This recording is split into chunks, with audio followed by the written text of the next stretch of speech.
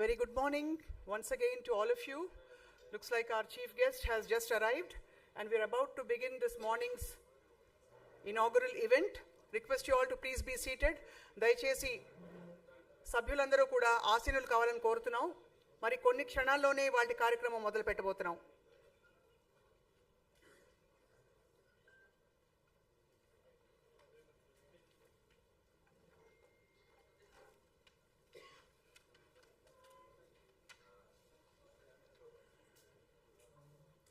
Good morning, namaskar, vanakkam, in all the possible languages of India.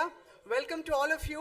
It's our privilege to welcome our chief guest today, the Honorable Deputy Chief Minister of Telangana, Shri Mallu Bhatti Vikramarka Garu, a senior political leader and one of the most prominent voices in public life. He brings to this occasion the perspective of governance, democracy, and public responsibility.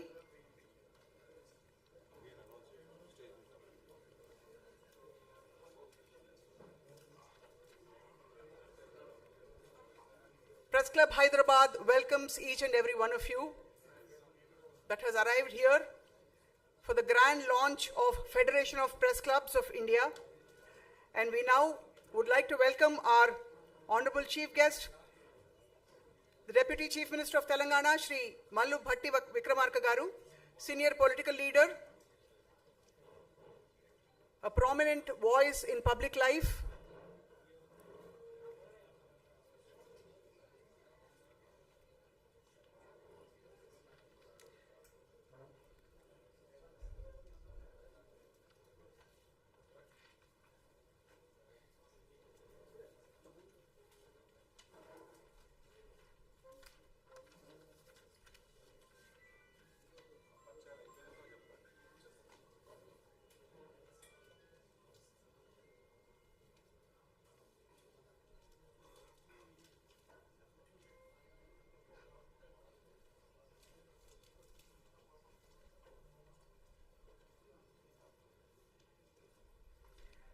గౌరవనీయులు ఇవాల్టి ముఖ్య అతిథి శ్రీ మల్లు భట్టి విక్రమార్క గారు వేదిక మీదకి విచ్చేయాలని వారికి సాదర స్వాగతం పలుకుతున్నాం. We welcome the Honorable Deputy CM of Telangana, Shri Mallu Bhatti Vikramarka Garu. Sir, your presence adds great significance to this historic launch. Welcome, sir.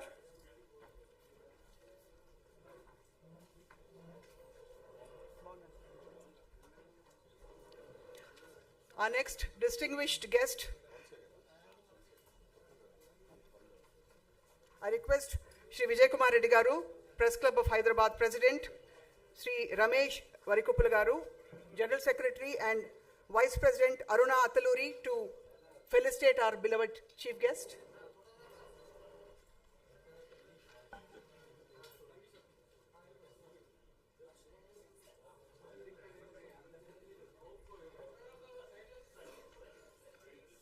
Request you to sit down, sir. I now introduce our next distinguished guest.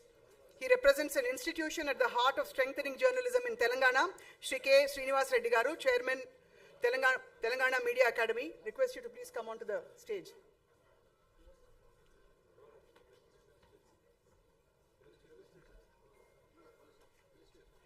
I request Hari Prasad Chilukuri Garu and Rachana Mudumbi to please come forward to felicitate our guest.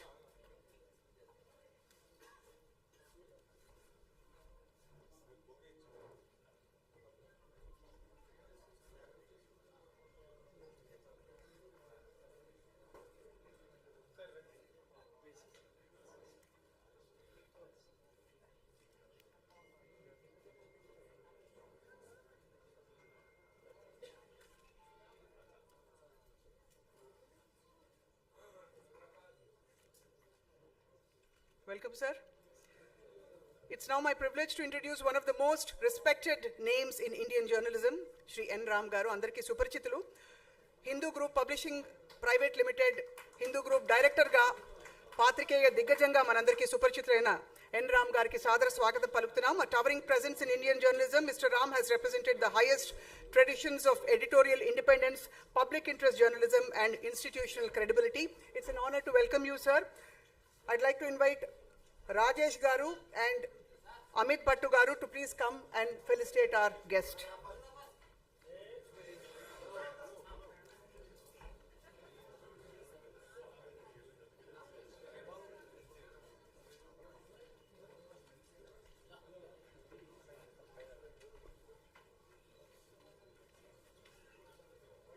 I now invite Sangeeta Barwaji, President of Press Club New Delhi, a powerful woman in the Indian media, to please come onto the stage. May I invite Rama Devi Garu and Nagaraj to please come onto the stage to felicitate our guests. Rama Devi and Nagaraj, please come on to the dais.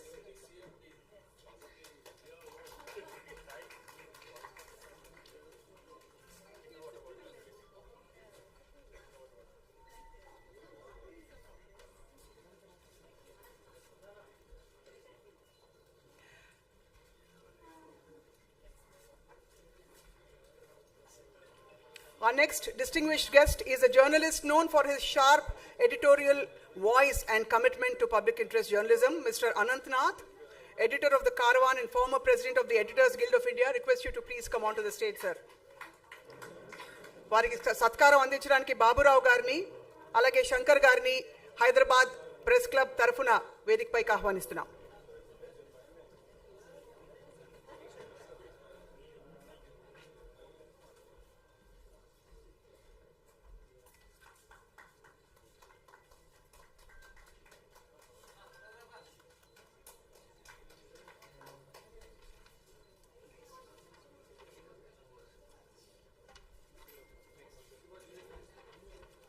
I'd like to invite Shri Gautam Lahiri ji, President of the Federation of Press Clubs, to please come onto the stage.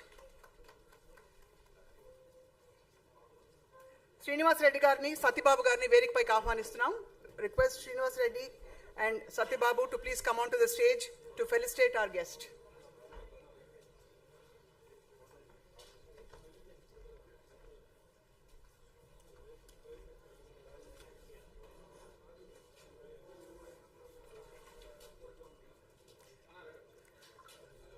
ధన్యవాదాలండి. Thank you very much.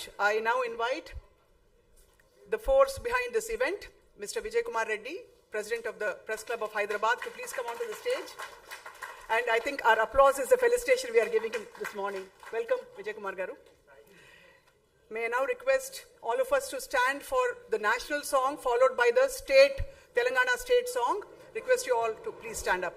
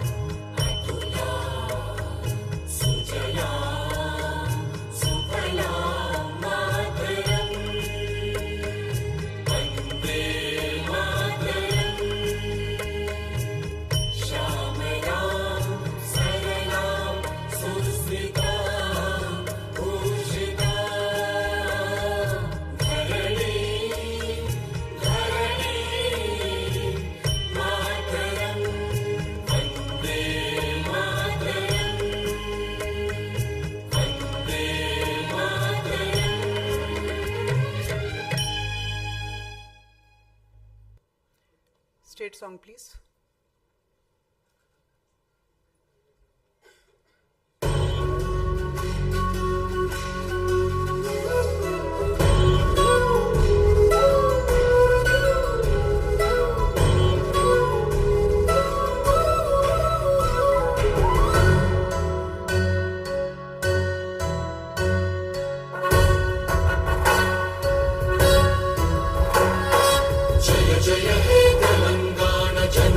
జయ కేతనం ముక్కోటి గొంతుకలు ఒక్కటైన చేతనం తరతరాల చరిత గల తల్లి నీరాజనం పదపదాల నీ పిల్లలు ప్రణమిల్లిన శుభతరుణం జయ తెలంగాణ జయ జయ తెలంగాణ జయ తెలంగాణ జయ జయ Telangana.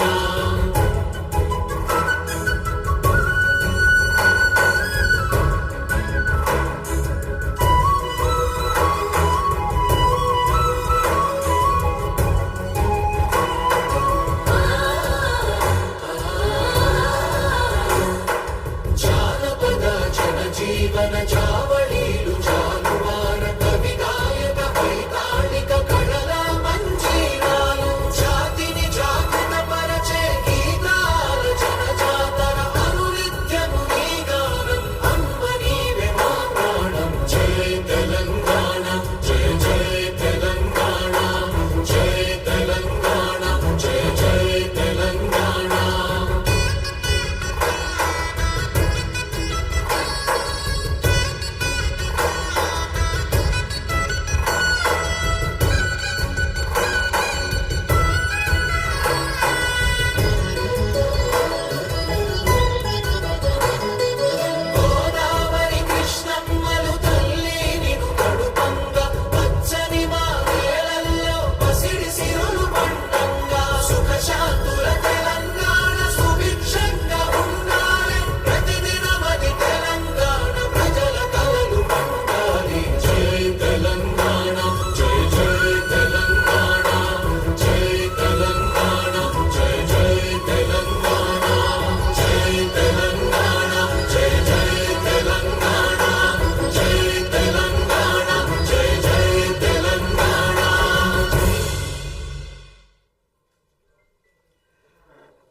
We'll now have the lighting of the lamp ceremony to mark an auspicious beginning to this grand launch of the Federation of Press Clubs. జ్యోతి ప్రజ్వలన కార్యక్రమం నిమిత్తం మనం ఇవాళ విచ్చేసిన ముఖ్య అతిథి డిప్యూటీ చీఫ్ మినిస్టర్ వర్యులు శ్రీ మల్లు భట్టి విక్రమార్క గారిని విశిష్ట అతిథుల్ని కార్యక్రమంలో పాల్గొనవలసిందిగా కోరుతున్నాం. We request all our esteemed guests to step forward for the lighting of the lamp ceremony.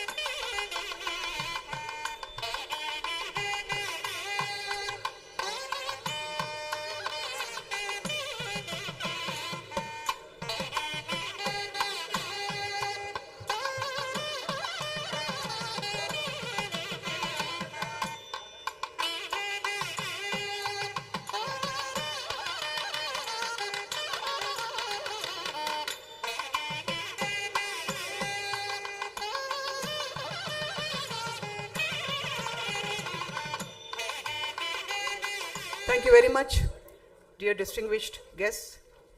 Once again, we welcome you all. I request all the media covering the event to please settle down so that we can make way for the proceedings. దయచేసి media మిత్రులందరూ ఫోటోగ్రాఫర్లు కూడా కొంచెం పక్కకి తప్పుకోవాలని కోరుకుంటున్నాం. Today we are not merely inaugurating an organization, we are witnessing the coming together of one voice, one conscience and the collective strength of the Indian media. A free press needs freedom, as we all know. A strong press needs solidarity, and a democracy needs both. And it is in this spirit that we gather today for the grand launch of the Federation of Press Clubs. This is happening for the first time, and Hyderabad Press Club is honored, privileged, and proud to be hosting this inaugural event. A national platform envisioned to bring press clubs together, strengthen the fraternity of journalists, and create a collective space for dialogue, dignity, and professional solidarity. A new chapter is just about to begin here today in Hyderabad. పత్రికా రంగంలో జరుగుతున్న అనేక మార్పులకు అనుగుణంగా ఏ విధంగా ముందుకు సాగాలనే అంశంపై రాబోయే 1-2 రోజుల్లో మనం చర్చించబోతున్నాం. పాత్రికేయ దిగ్గజాలందరూ దేశవ్యాప్తంగా ఉన్న ప్రెస్ క్లబ్స్ నుంచి విచ్చేయడం చాలా హర్షణీయం. I would now like to hand over the rise to Mr. Vijay Kumar Reddy, President of Press Club of Hyderabad, to give our welcome speech. Sir.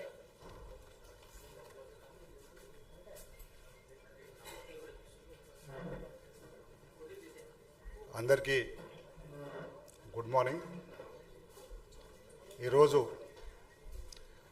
భారతదేశ చరిత్రలో ఒక చారిత్రక ఘట్టానికి తెరలేస్తున్న సందర్భంగా ముఖ్య అతిథిగా విచ్చేసిన గౌరవనీయులు రాష్ట్ర ఉప ముఖ్యమంత్రి గారు భట్టి విక్రమార్క గారు, వేదిక మీద ఆసీనులైన media academy chairman Shri Srinivasa Reddy గారు, దేశంలోనే దేశం గర్వించే జర్నలిస్టులో ఒకరైన ఎన్ రామ్ గారు, అదేవిధంగా ఫెడరేషన్ ఆఫ్ ప్రెస్ క్లబ్స్ దానికి బీజం వేసిన ఫెడరేషన్ ఆఫ్ ప్రెస్ క్లబ్ అధ్యక్షులు, ఢిల్లీ ప్రెస్ క్లబ్కు అనేకసార్లు ప్రాతినిధ్యం వహించిన గౌతమ్ లహరి గారు, ఎడిటర్స్ గిల్డ్ నుంచి ప్రాతినిధ్యం వహించి కారవాన్ పత్రిక ఎడిటర్గా పనిచేస్తున్న అనంతనాథ్ గారు, అదేవిధంగా దేశ చరిత్రలో ఢిల్లీ ప్రెస్ క్లబ్కు తొలిసారిగా ప్రెసిడెంట్గా ఎన్నికైన సంగీత గారు, హైదరాబాద్ ప్రెస్ క్లబ్ ప్రధాన కార్యదర్శి రమేష్ వరికుప్పల గారు, ఈ కార్యక్రమానికి హాజరైన Delhi, Mumbai, Kolkata, Chandigarh, Agartala, Guwahati and Indore, state Indore, Praveen very active president, Indore press club అధ్యక్షులకు, కార్యదర్శులకు స్వాగతం పలుకుతా ఉన్నాను. ఈ వేదికగా 2 రోజుల పాటు unity in media, democracy and ప్రజల స్వేచ్ఛ, మీడియా స్వేచ్ఛ మీద కూలంకషంగా చర్చలు జరగబోతున్నాయి. అనంతరం హైదరాబాద్ డిక్లరేషన్ పేరుతో ఒక గొప్ప డిక్లరేషన్ రాబోతూ ఉంది రేపు సాయంత్రానికి. ఈ చారిత్రక ఘట్టానికి హైదరాబాద్ వేదిక కావడం, ఈరోజు ఇంత అధిరత మహారాజులు అందరూ కూడా హైదరాబాద్ రావడం సంతోషకర పరిణామం. ఈ కార్యక్రమంలో పాలుపంచుకున్న హైదరాబాద్ ప్రెస్ క్లబ్ మాజీ అధ్యక్ష కార్యదర్శులు, అదేవిధంగా హైదరాబాద్ కేంద్రంగా పనిచేస్తున్న ఎడిటర్స్ అందరికీ కూడా స్వాగతం పలుకుతూ ఈ కార్యక్రమాన్ని కొనసాగించవలసిందిగా నేను కోరుతా ఉన్నాను.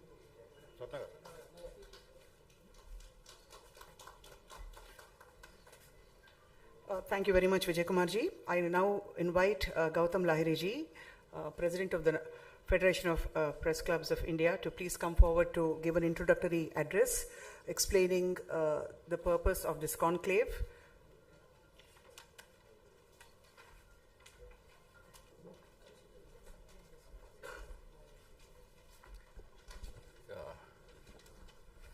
Good morning to all of you. Shubh Prabham. I will, at the outset, I must congratulate Hyderabad Press Club for organizing the grand launch of Federation of Press Clubs. It is the first time an institution has been built, and it will be in the media history. The name of Hyderabad Press Club will be written in golden letters that they have actually hosted this forming of an institution. Let me start briefly welcoming the Honorable Deputy CM of Telangana State. We are grateful that he has come on this auspicious occasion. There are many galaxy of leaders here, like Mr. N. Ram, who itself is an institution, no need of any introduction. Then Anant Nath, former President of Editors Guild of India, who are always supportive to the journey of Press Club of India in the quest for media freedom. And also, I would like to say the chairman of Media Academy of Telangana State, Mr. Srinivas Ji, and he always was supportive of Press Club of India's initiative. No need to say anything about the present incumbent president of Press Club of India. It's the first time that women has been a president, has been elected in the Press Club of India's journey. This journey started in 1958 with the blessings of first Prime Minister of the country, Jawaharlal Nehru ji. And I must acknowledge to Bijay ji. I have no word to say. Well, cannot make it small by thanking him for organizing this. Also the Secretary of the Press Club and his team, he has given us wonderful support. And all of the colleagues who have come all over India here. So all credit goes to him, definitely, I must acknowledge. The journey of this Federation of Press Club actually started, the idea was born in 2016. So it became a decades, now it has become an institution. The idea floated by my predecessor, former Secretary General of the Press Club of India, Mr. Nadim Kazmi, and one of the veteran journalists, Mr. Rajdeep Sardesai. He would be very happy because he could not come. We have invited him, and Nadim has come all the way from Bihar. And so after this, we started this when in my last term of the presidency of the Press Club of India, that we decided to make it a serious move to make a kind of an unite all the clubs of the country who are democratically elected and who believes in the Article 19(1)(a) of the Indian Constitution. That's our ideology. We don't have any other ideology, only the freedom of expression as inside is a constitution is our ideology. So in that journey, first we have requested 7 other clubs other than Press Club of India. Before that, Press Club of India Managing Committee has taken a resolution that yes, Press Club of India will take an initiative to form a federation of the press clubs, uniting all the press clubs of the country. And I am thankful to my incumbent next successor, Sangeeta Boruaji and her team. They endorsed this move so that we can form, we are here today for in the grand launch of the Federation of Press Clubs. So credit goes to the present managing committee of the Press Club of India too. And also this, then we invited, because what I found, we are talking to some legal experts and other people, how to form this body and make it an institution. So minimum requirement was for 8 press clubs should come together. So that's why initially we started with the 8 press clubs. All of you now know that Press Club of India and Calcutta Press Club, Mumbai Press Club, Chandigarh Press Club, Agartala Press Club, Guwahati Press Club, they have decided and come together and they decided, yes, we will go forward, go with the formation of the federation. That meeting was held in the month of November last year. After that, there was this, almost took 3 to 4 months to formalize it, but get the legal permission from the Society of Registration Act. After that, we had our meeting in the Press Club of India premises, where all these press club representative presidents, as their managing committee recommends their representative. So they came together and we decided we have invited all our predecessors, those who are in the former president, former secretary general of the press club. So we had a great meeting, grand meeting there. There we decided to announce the formation of the press club. But in that meeting, all the 6 clubs were physically, 7 clubs physically present. Only the Mumbai Press Club joined online. There's on video. He came on video, the then president of Mumbai Press Club. So then Bijayji, the Hyderabad, he said, you should give us a chance to grand launch of this federation to the people of this country can know that yes, there is a new organization has been formed for uniting the journalists of the country. That's why Bijayji gave us the proposal. We unanimously decided And we also prepared a memorandum of understanding, memorandum of associations under which the federation will work. They have a constitution, you can call it a constitution. And I must recognize here, we have appointed a full-time chief executive officer. He's a press club member, Vivek Mukherjee. I think whatever he has done cannot be done by, I didn't find anyone in our club who can take the trouble for creating all these kind of all this work, legal work, and the paperwork. It's a voluminous work if you one can see that what kind of job he has done. Still today he is doing this. We are great that he is here also. And I am grateful to all the press clubs, like Mumbai press clubs. Now the newly elected body secretary, Mr. Anil Singh, is here. And Calcutta Press Club, Snehashi Sood, he is also here. Agartala Press Club President Pranab Sarkar, Chandigarh Press Club President Mr. Saurabh Duggal, who happens to be the Secretary General of the Federation.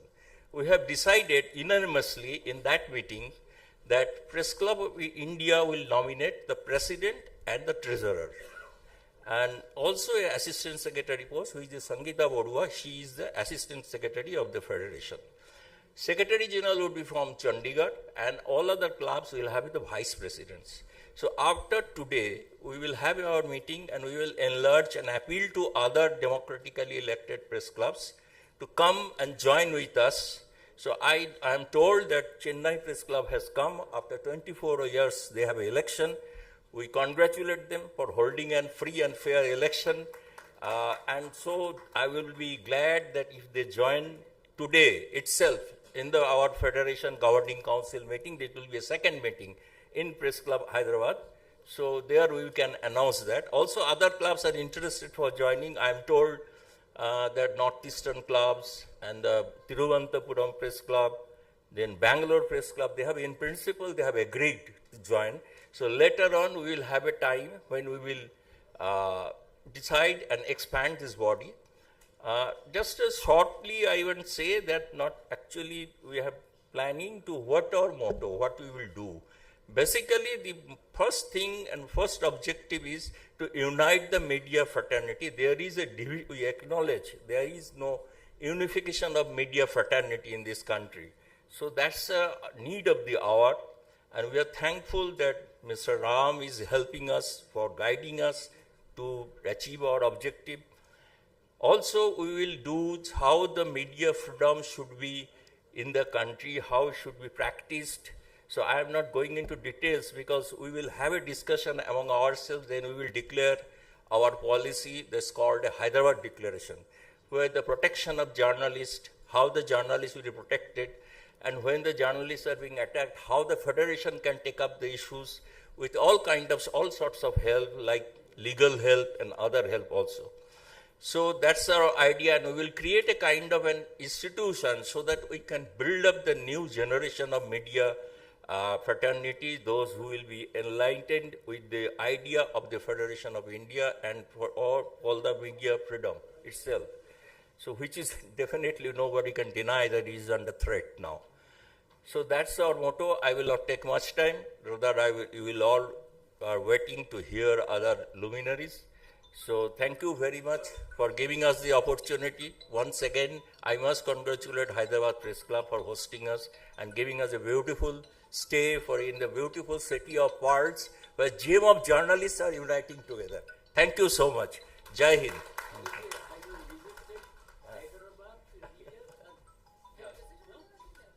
Gautamji, khoob bhalo. Thank you very much.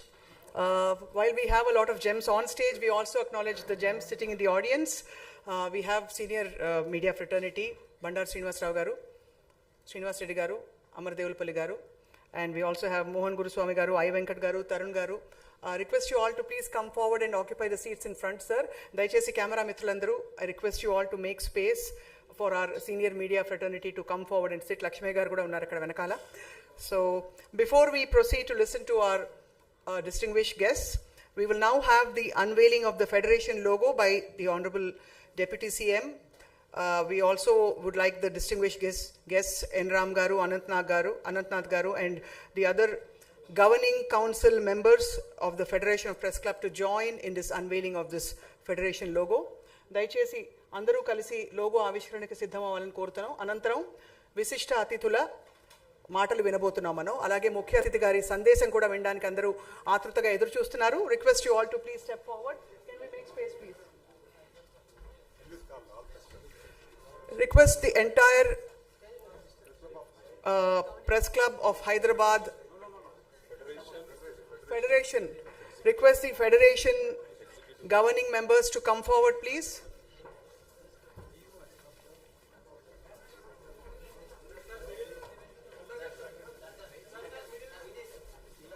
Anantaram audio visual presentation undabotundi.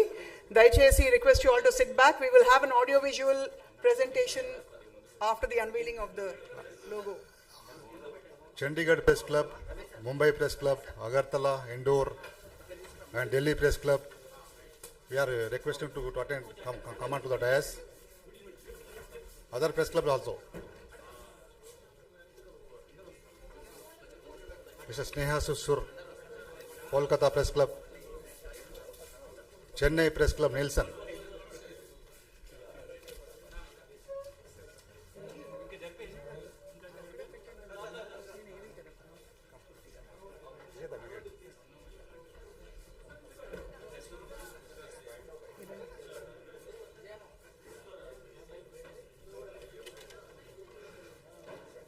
Federation governing body సభ్యులు మాత్రమే వేదికపైకి రావాలని కోరుతున్నాం.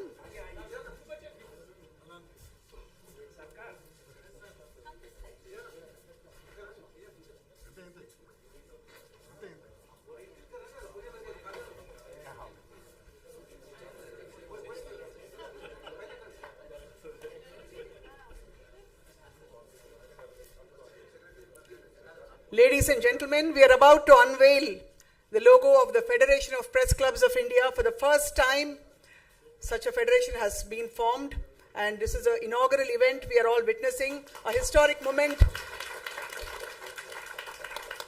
for all journalists and media fraternity. A bigger round of applause, please.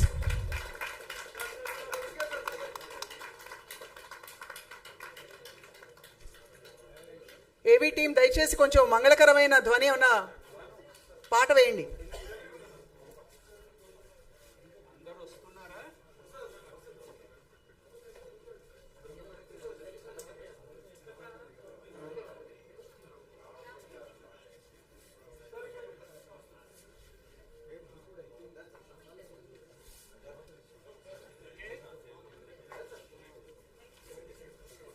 Thank you very much. Respected guests, request you all to please be seated. Can we have the team move the logo, please, so that we may watch the audio visual. Audio visual కోసం సిద్ధం అవ్వాలండి. దయచేసి audio visual ని tune చేసి పెట్టుకోండి direct గా.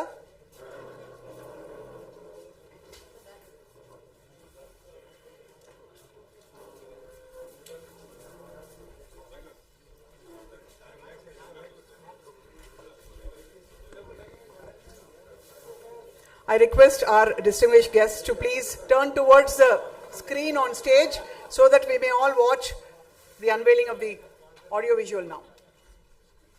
Fact of the matter that the press clubs are the most visible and vibrant organizations of the media persons in various parts of the country. And finally it's happening. अभी शुरुआत में 8 press club को मिला के federation of press clubs of India बनाया गया. Journalist के साथ जिस तरह की घटनाएं देश भर में होती हैं उसके खिलाफ भी आवाज उठाएं. और इसका मकसद यही है कि सारे जर्नलिस्ट मिलकर एक साथ अपनी फर्टिलिटी के लिए काम करें और देश की मजबूती के लिए, लोकतंत्र के लिए काम करें. तो प्रांतिक राज्ये এই প্রেস ক্লাব ফেডারেশন অত্যন্ত গুরুত্বপূর্ণ এই কারণে যে দেখা গেছে বিভিন্ন সময় সাংবাদিকদের অনেক সমস্যার মধ্যে পড়তে হয়. लेकिन वही पत्थर यदि हम संगठित मधुमक्खियों के छत्ते पर फेंकेंगे तो हमारी हालत बुरी हो जाएगी. मैं समझता हूँ भारत में जितने सक्रिय प्रेस क्लब हैं उनका जो एक महासंघ बना है, एक बड़ा परिवार बना है, फेडरेशन ऑफ प्रेस क्लब के महासंघ के गठन पर सभी साथियों को बहुत बहुत बधाई. ప్రెస్ క్లబ్ హైదరాబాద్ ఆధ్వర్యంలో ఈ నెల 22-23 తేదీలలో ఫెడరేషన్ ఆఫ్ ప్రెస్ క్లబ్ ఆధ్వర్యంలో మీడియా కాన్క్లేవ్ నిర్వహించబోతున్నాం. దానికి దేశవ్యాప్తంగా ఉన్న అనేక ప్రెస్ క్లబ్లు హైదరాబాద్ ఇప్పటికీ ఇచ్చేశాయి. ప్రెస్ క్లబ్ ఫెడరేషన్ ఆధ్వర్యంలో మీడియా విశ్వసనీయత, జర్నలిస్టుల రక్షణ మీద మన అనేక symposium నిర్వహించబోతున్నాం. In the current scenario, where there has been a continuous attempts to suppress the free speech and to control media, the role of the press clubs become even more important. Federation of the press clubs have been formed, and I am very much confident that Federation is going to play an important role in safeguarding the free speech. I also congratulate Hyderabad Press Club for organizing the launch event of the Federation of Press Clubs, Free Speech, Free Press. The Federation of Press Clubs, to my mind, is the need of the hour. Considering the continuous damage that we are seeing being done to the institution of journalism in India, the world's largest democracy, that the elected press clubs of this country unite as a cohort to not just to protect the country and its democracy, but also the institution of journalism.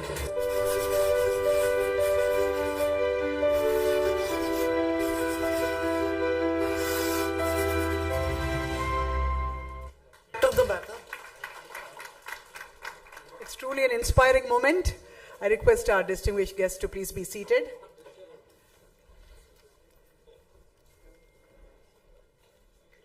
I now invite Sangeeta Barua Pisharti to address the audience, President of the Press Club of India, to please come forward and say a few words.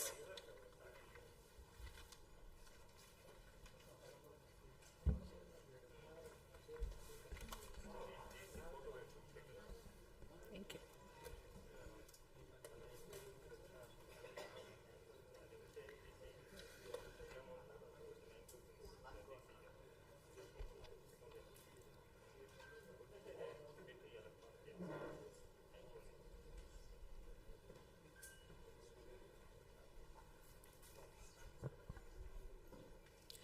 To all dignitaries on the stage, fellow journalists, my seniors in the profession present here, namaskar, good morning, and greetings from the Press Club of India, New Delhi.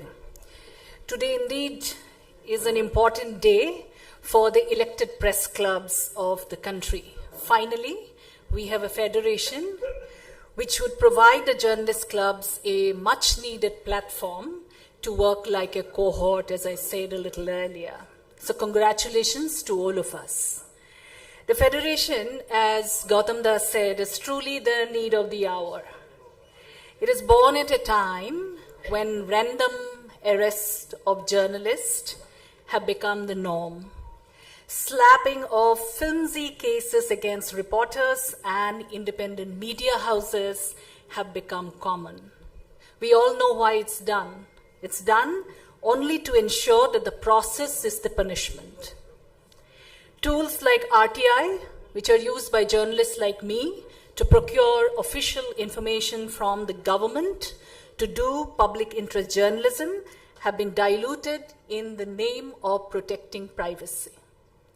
A huge brigade of laptop media, unfortunately, has been carefully crafted just to serve the government of the day and their corporate masters, of course.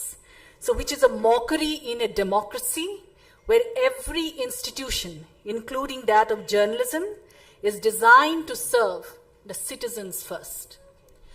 On any given day, this brigade, to my mind, works somewhat like internet bots on social media platforms that we see, copying the same narrative handed down to them by their handlers, as if they have mortgaged their brains just to earn high salaries. That's all. The Federation has come at a time when truth in this country is a casualty. People respected journalism, read newspapers, listened to the radio, watched television news just to get to the truth, isn't it? So we journalists were actually the bearers of the truth to the society. To my mind, it was the sole reason the profession of journalism was considered a noble one. However, in the last few years, the very purpose of supporting journalism and journalists by common citizens has received a severe dent. Recently, we saw during the students' protest at Jantar Mantar in New Delhi, several media persons being heckled, not allowed to work by young protesters. They accused them of representing the lapdog media of the government of the day, not pursuing public interest journalism. I don't support violence against anyone personally. Press Club of India as an institution has condemned such actions. We had issued a press release condemning it. But that action from the citizenry actually held up the huge trust deficit of media among common people in the country. So going forward, the Federation as the representative force of India's elected press clubs will have to delve into these fundamental questions, staring at the institution of journalism in India today, including questions like why in the world's largest democracy we have accepted facts like the Prime Minister of the country, who is elected by the people, have failed to even address a press conference of unscripted questions. It may sound unimportant to me, to all of you, to any of us, but therein also lies the hidden fact that addressing a press conference and readiness of an elected leader to take up questions from journalists also means he thinks he is accountable to the people of this country, not a god. After all, journalist's job is to ask questions to the government of the day on behalf of the people. In a democracy, we, including those in power, are all supposed to work for the people. We journalists are supposed to work for the people. I also would like to take this opportunity to highlight that we should address the need for a proper media policy in this country, which should ensure that the fourth pillar of democracy remains in good health. I hope the Federation would give the necessary push, Dada, to the media bill, which has already been put together by a set of competent senior journalists at the behest of the Press Club of India, when the current Federation President, Gautam Lahiri, was the Press Club of India President. A lot of research has got into that work to include all the best examples of good practices from across the globe. Through the Federation, we should try and generate a countrywide demand from all stakeholders, journalists and common citizens alike, to bring such a bill whereby journalism can function without the fear of powers be. If we have to protect journalism, there is no doubt in my mind that we would need to address the issue of cross ownership and multi-channel control models, which has become a plague in this country. Before I end, I would like to express my deepest thanks to the Hyderabad Press Club for organizing the inaugural event of the Federation of Press Clubs. I think Vijay and the entire managing committee members, this is truly impressive and a great start. Thank you. Sorry, I think I didn't yours. Thank you very much, Sangeeta ji, and hats off to you for bringing up some really practical, real-time issues instead of just speaking about idealistic values. I think what Sangeeta ji mentioned is definitely the need of the hour. I now invite Mr. Anantnath ji to address the audience. Anantnath ji needs no introduction. He's a former president of the Editors Guild and he's the editor of Caravan magazine. Welcome, sir.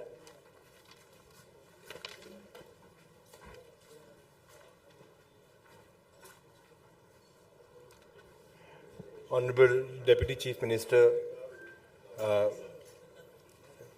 dignitaries on the stage, Ram sir, Srinivas sir, Vijay ji, Sangeeta, Gautam da, Ramesh ji.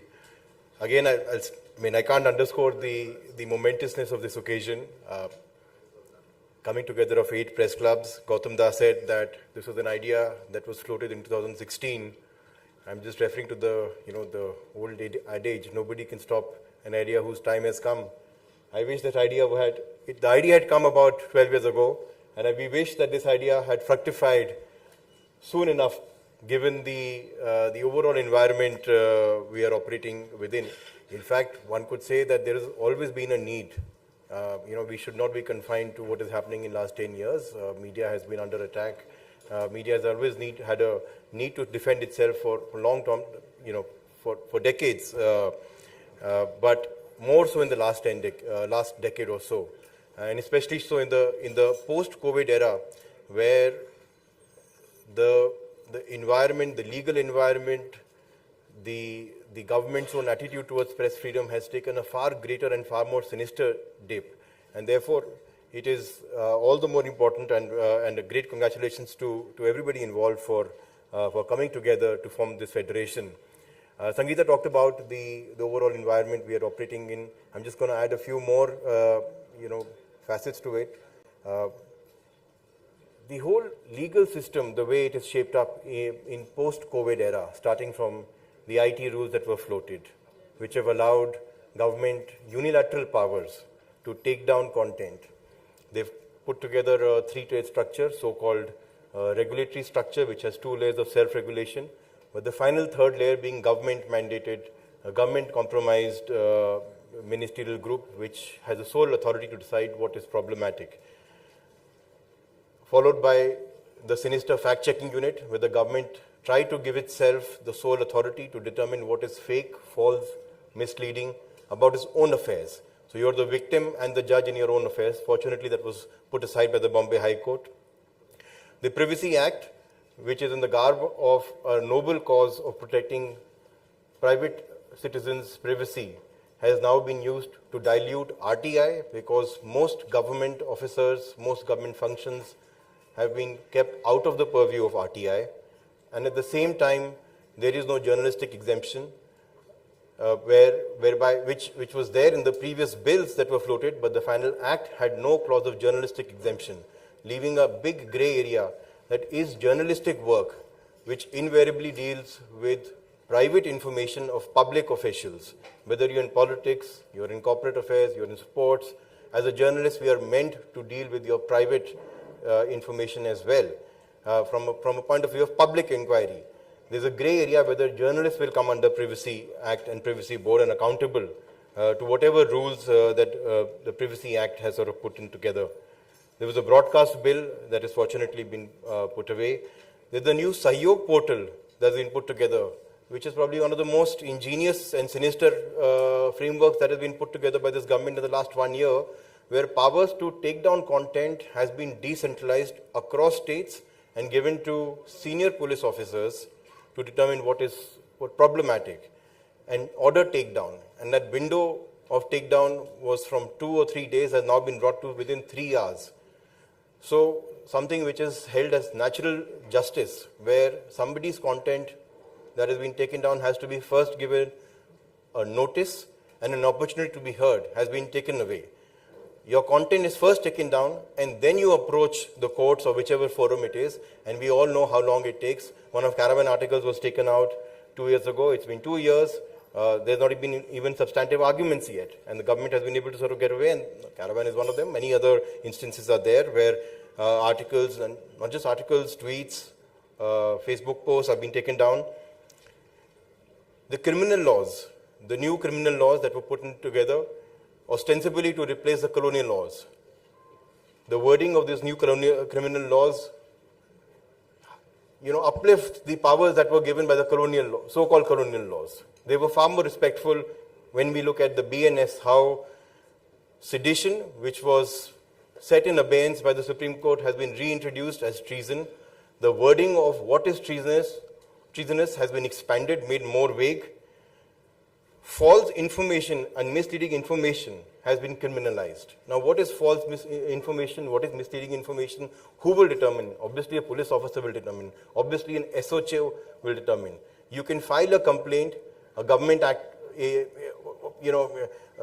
state agent can sort of find a non-state agent to file a complaint, and suddenly that complaint gets into an FIR under what is called false information, and then the process starts. As again Sangeeta said, process becomes a punishment, which is far more difficult for smaller journalists, which is far more difficult for independent media organizations, and equally for large organizations. Once the process is started, you become prisoner to that. So all these things, the IPC provisions which have been expanded into BNS, the regulatory environment itself has become very intrusive. Not to mention the way investigative agencies, IT, ED, CBI are used when a simple act of reporting on a rape case is turned into an unlawful and a terrorist activity. And that's the Siddiq Kapan is one case, but there are multiple such cases in smaller towns. I was just looking at the list. Journalists like Sujit Sarkar in Assam, who was beaten up by 20 people by MLA goons. Journalist Vijay Pradhan in Odisha was tied up and dragged through street for 2 hours because he exposed the work of NHR, public work. Sneha Barve from Maharashtra was beaten up because he was reporting on how riverbed construction was been illegally done. These and so many cases which happening at local level and national media often doesn't even get to know about it. According to CPJ and GIJN, about 27 journalists have been killed in India since 1992. These are not isolated incidents. When one such journalist is beaten up, murdered, or roughed, or put in jail, it's an attack against entire press. And therefore a body like Federation, where not just 8, but I'm sure dozens of press clubs will eventually come together, become eye and ear for the fraternity at large. That even the smallest attack on any journalist, on an independent media organization gets a national level amplification. So that the entire fraternity comes together to resist that, to ensure that the system doesn't become accustomed to misusing the powers which has been so liberally given. Gautam Da talked about 19(1)A is our focus. And the focus should also be how to blunt 19(1)B. The restrictions that have been placed in freedom of speech and which are the genesis, all those vague restrictions which have found space in all the laws. How do we blunt the use of those restrictions, and at least the liberal and the almost indiscriminate use of those restrictions are being allowed in all these laws. That has to be checked. It's a constitutional provision. It's not easy, but we have to come together to ensure that all those restrictions which have found place in IT laws, civil laws, criminal laws need to be checked. And I know the Federation has put together a big memorandum for itself. I thought I'll just give a few areas where the Federation needs to sort of, beyond the obvious one of making sure that local becomes national. Any local attack gets national significance. But the Federation should come together, I'm sure it will come together, to work on 3 or 4 issues which are very important to sort of blunt the attack of the current establishment at least, and also non-government establishments as and when the local power centers attack any entity of press. Often I said about statements, that what do statements do? Statements is a very important message of solidarity, that the person under attack is being looked after. And if all press clubs come together and issue statement, it creates an amplification mechanism. Those statements find space in larger media, and all of you will be members of your local organizations. The impact of that amplification cannot be underscored. Representations to governments, we have seen, we've had some success. In the case of broadcast bill, in fact, Press Club organized a press conference. I was part of that. Digipap was part of that. Ravish Kumar was the speaker. And various organizations, Guild, Press Club, multiple other organizations made representations. Thankfully, the broadcast bill was taken back. One success at least where we achieved some, we were able to sort of push back on the government. Even in the Privacy Act, thanks to multiple representations made by Press Club and various other press bodies, at least the MeitY Secretary called for a meeting. And at least he gave us verbal assurances that journalists will not be under the purview of Privacy Act. We wanted more, but at least we got that much. Let's not undermine what we got. Let's not undermine the fact that the MeitY Secretary had to force because multiple press bodies came together. Judicial action. Once the law is passed, up until the law is being contemplated, we have representations, but once the law is passed, we have no other option but to go to the court. The more petitions are filed, the more importance the court will give, because then it doesn't become, it gets elevated from a single entity's interest to an industry-wise interest. The fact-checking unit is a case where multiple organizations, Guild, I think it was Magazine Association and various other organizations put together a petition, and finally the Bombay High Court held it unconstitutional. There's an appeal been filed against in the Supreme Court. We have to challenge that. Sedition was put under abeyance. Again, multiple organizations had filed petitions. Unfortunately, sedition is found as place against under treason. The Sahyog portal is one such example, and the Privacy Act is another example where I hope the press clubs and the federation takes a lead in challenging it judicially. Yesterday, Ram sir and all of us were talking about lawyers and the need for making a network of lawyers who are willing to work with journalists. I think the number of lawyers who are out there who feel for the cause is a lot, from senior to younger lawyers. At the Guild, we've had great help from lawyers like Shri Kapil Sibal, Sham Diwan, multiple other lawyers who have fought cases for us pro bono. And similar lawyers are there in every high court, in every major court of the country.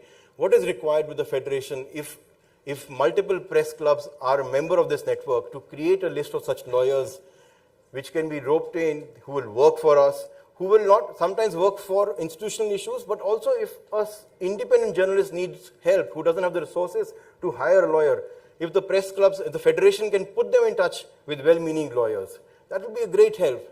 Because who will otherwise help them? So this is an important, need gap, so to say, that is existing, and I'm sure they will fill it up. And finally, I would say, while we can look at the world at large, and Sangeeta did talk about that, the trust deficit, we have to look within. Why is it that there is such great deficit of trust within media, or with media? I think if we want others to be accountable, we also need to be accountable to something. Of course, we don't want to be accountable to any government-mandated body. And that's why the urgent need for creating a robust self-regulation mechanism. The government, after they lost the fact-checking unit, they put the Parliamentary Committee of IT and Communications put together a special session calling certain sections of media on mechanisms to govern fake news. Now, this fake news is a real menace. We can't disregard that. There is fake news out there. And the government is very cleverly using fake news as an excuse to put together all those Sahyog portal, fact-checking unit, and multiple other ways to bring down content, allow them to bring down content, but eventually they will bring down content that is not palatable to them. So we need to come up with an answer that we will be accountable. We need to create a self-regulatory framework, and there also, my personal view is not one large self-regulatory body, because if there is one large self-regulatory body, it will become a power unto itself. It can be captured. Instead of that, create a mechanism, create a dialogue that we put in a framework where self-regulatory bodies should be organized under certain principles, certain frameworks, and then create multiple self-regulatory bodies across the country, across states, across medium, so that it is accessible also. If one body is there, thousands of media organizations, YouTube channels, and bring them also into the force, at least the ones who are willing to be, willing to adhere to that code. So tens of thousands of such organizations to be under one body will be just logistically not possible. So create a mechanism, create a dialogue where every press club, regional press club, can sort of maybe become an anchor for a local, regional regulatory body, each of which is following the same common guidelines and frameworks, including obviously powers to reprimand. But the constitution of those regulatory bodies should obviously be outside of the realm of government. And I'm sort of taking some words from Ram sir's, he'll elaborate on that, on how to make it even more self-regulatory by not having any conflict of interest. And we were talking about it, and when he had, he has some ideas from the Levison report, which I'll let him sort of, talk about. But self-regulation, if that can be one of the cornerstones of this federation, I think it will do a great justice. It will be an answer to the government that don't regulate us. It will be an answer to the government that don't create laws. We will create our own mechanisms to govern us, and we will be accountable to people. Because at the end of the day, people are not trusting us, because journalists and media organizations and more larger media organizations are getting away by abusing the power that they have been given to. So I hope the federation sort of starts, fills in this gap, and I'm pretty sure it will. And all the best to everybody involved, and good luck, and hope this federation of 8 members becomes a federation of a few dozen members across the country. Thank you.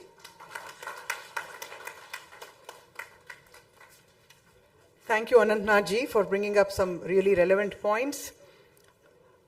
Back in those days and since then, if we had to confirm whether something was right or not, I remember my elders telling me, look up what has been published in the Hindu. And the Hindu publication stands as a hallmark of credibility and dignity. I now invite N. Ramji to please give his address, Director of the Hindu Publishing Group.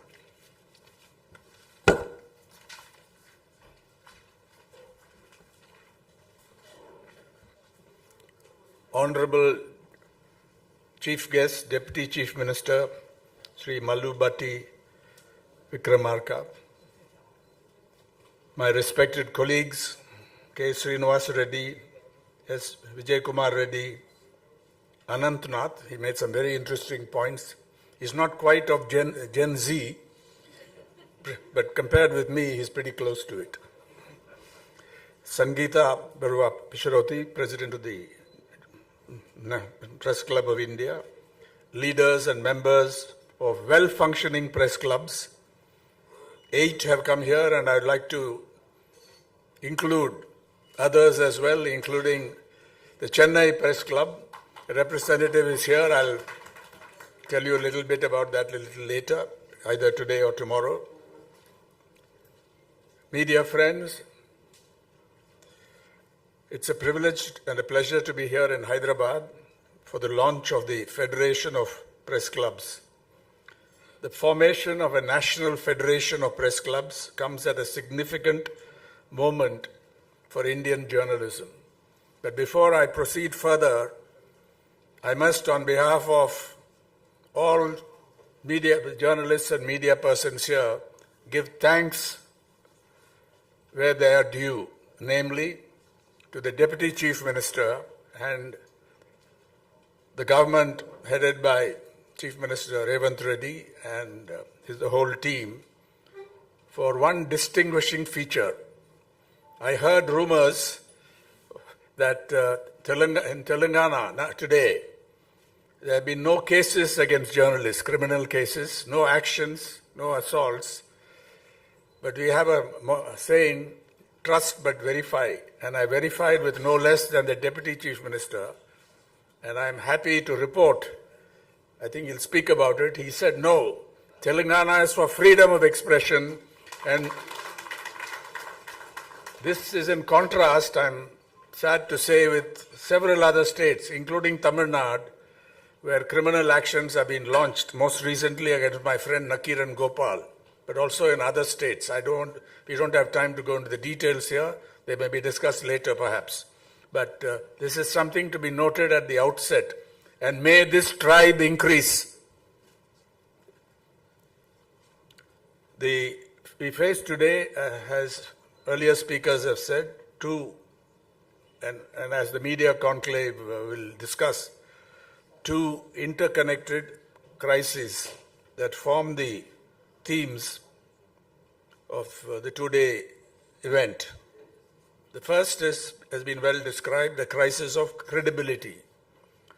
A trust deficit between much of the news media. We must be careful in saying not all the news media, but much of the news media and substantial sections of the public. The second is a crisis of media freedom and independence. The growing vulnerability of journalists and news organizations to political, legal, administrative, economic, and other forms of coercion. I believe that press clubs have an important role to play in addressing both challenges.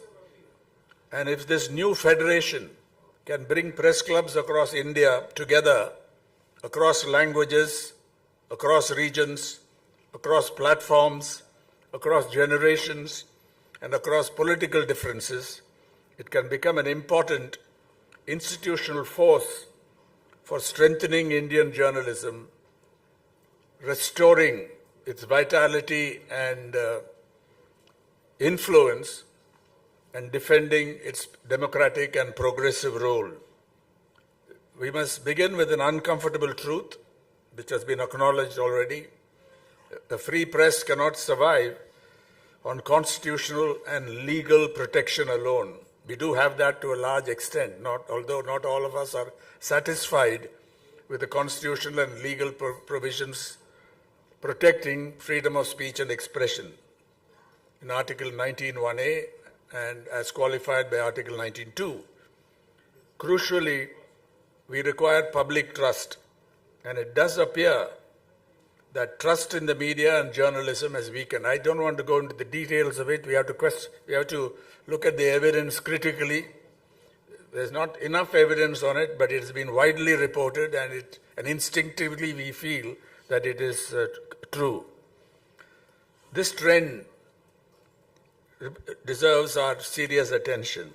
The reasons for this erosion of trust, reported erosion of trust, are many and complex. Some originate outside journalism.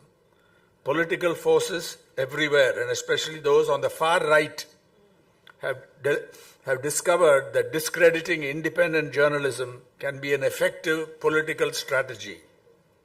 At the other end, large sections of the so-called mainstream media that are enthralled to the ruling party, the union government, and the party there, have lost trust among those who expect the media to be independent and brave in their attitude to power. Social media have created enormous ecosystems of misinformation and disinformation, which I think will be discussed in the media conclave in some detail. It's now virtually axiomatic that algorithmically amplified propaganda travels faster than verified journalism. But we must also resist the temptation to attribute the entire trust deficit to forces outside ourselves. Some of it is self-inflicted.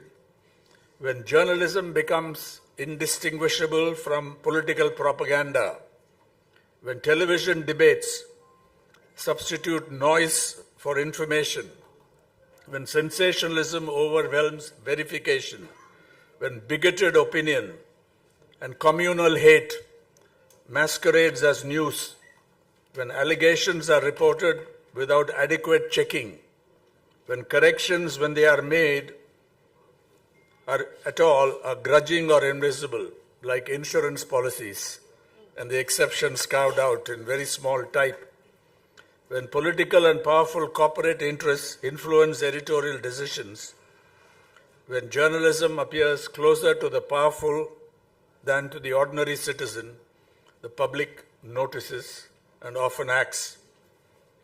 So obviously trust cannot be taken for granted, it can't be demanded. The press clubs can make a valuable contribution as institutions of media freedom and independence and professional ethics. But I think this has not been sufficiently recognized in India. A press club worth its name cannot, I think the president of the federation made that point right at the outset, if I remember right, that it can't be just a place where journalists meet socially in the evenings, he said, or something to that effect, or to entertain themselves. That is a legitimate function. I don't want to debunk it.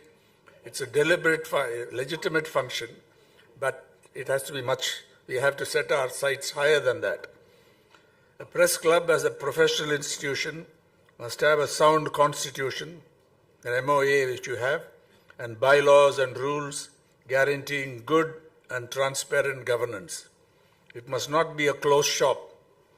It must hold regular elections in which members elect their office bearers in a free and clean way.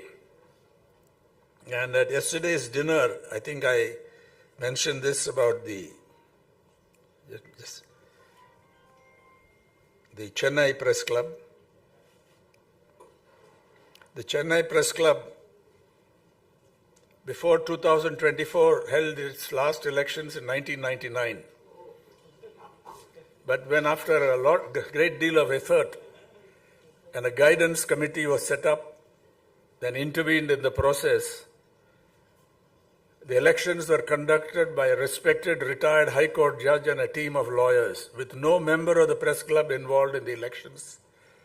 The turnout, I think it's a world record for a press club, was 91.27% of 1,371 members. And there were 44 contestants, and Mr. V.N. Swamy, 95 years old, the oldest member of the Chennai Press Club, came all the way from Madurai to Chennai to cast his vote. I think one of our best representatives of the Press Club, Nelson, is here, and I think he can tell you more about it tomorrow. He has been invited by the President of the Federation. So I'm very happy to report this tremendous reform that has taken place, and that's an example. You have stories. There are stories of other press clubs which have been through times of troubles and emerged or not emerged out of the trouble. So these are, I think, very important. A press club, of course, and I think I want to pay tribute to the Press Club of Hyderabad, not just because I'm here, but it has been in the forefront of on the issues that press clubs should taken up from the beginning. At least from the 1980s, I'm familiar personally with this. And Delhi also, but Hyderabad has been the Press Club of Hyderabad has been a very important player in what we are witnessing today, namely press clubs worth their name, well-run and well-governed press clubs forming a federation. I'll share more details a little later. Now, the second challenge, coercion by the authoritarian state. It will be unfair to believe or say that we have problems only with the union government, the BJP government, the Modi government.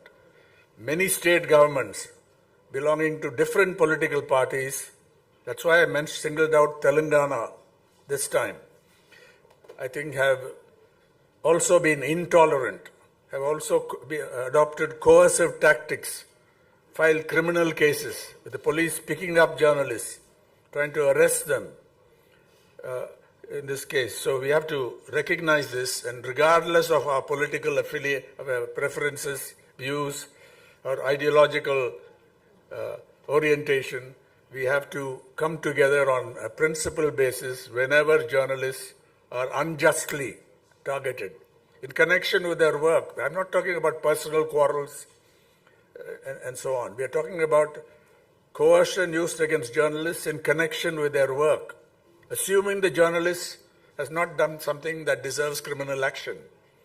And in 99% of the cases, you will find that it is unjust. That is our experience. The instruments available to the modern state are formidable. Criminal prosecution, police investigation, raids, seizure of electronic devices, surveillance, tax and financial investigations, restrictions on access, internet shutdowns, blocking orders, and the deployment of broadly worded laws against journalists and media organizations. This is why, I think the word is yours, collectivization is essential. An attack on one journalist must become the concern of journalists everywhere. Ravi Nair in Gujarat, and also somebody living in Hyderabad, but the action was from a neighboring state, which I need not name here yet. He is also facing trouble. Hearteningly, this collectivization is beginning to happen, or has been happening over swathes of political India, thanks to active, well-governed and soundly functioning press clubs, thanks to the Editors Guild of India, its former president is here, thanks to organizations of working journalists, some of them have been weakened in recent years, and some foundations or groups committed to media freedom and independence and democratic rights. Let me remind you of what happened in 1988. Indian journalism has already demonstrated what collective action can achieve. And my mind goes back to the extraordinary struggle against the Defamation Bill of 1988. The Rajiv Gandhi government introduced the bill in the Lok Sabha on August 29, 1988, pushed it through the House with extraordinary speed, the way they do it now. This was the time our Bofors investigation was in full swing, and several media organizations were in pursuit of the story. The Defamation Bill 1988 contained provisions that journalists regarded as profoundly threatening. Among the other things, the bill sought to shift important burdens onto defendants in criminal defamation cases and to create procedures capable of having a chilling effect on investigative journalism. But what happened next was remarkable. The Indian press came together in a way not seen before. Journalist organizations, newspaper employees, press clubs, editors, publishers, and even proprietors, people who disagree vigorously on politics and on journalism, recognized that something fundamental was at stake. A coordination committee of the national press was created. Editors spoke with one voice. Journalists mobilized across the country, and again, the Press Club of Hyderabad was key in fighting back against this. The Editors Guild, under the stewardship of the late Sri Ramoji Rao, did a splendid job of mobilizing media opposition to the bill, and I recall working with him closely during those heady days. On September 5, 1988, journalists covering Parliament boycotted proceedings and joined the big protest march in Delhi.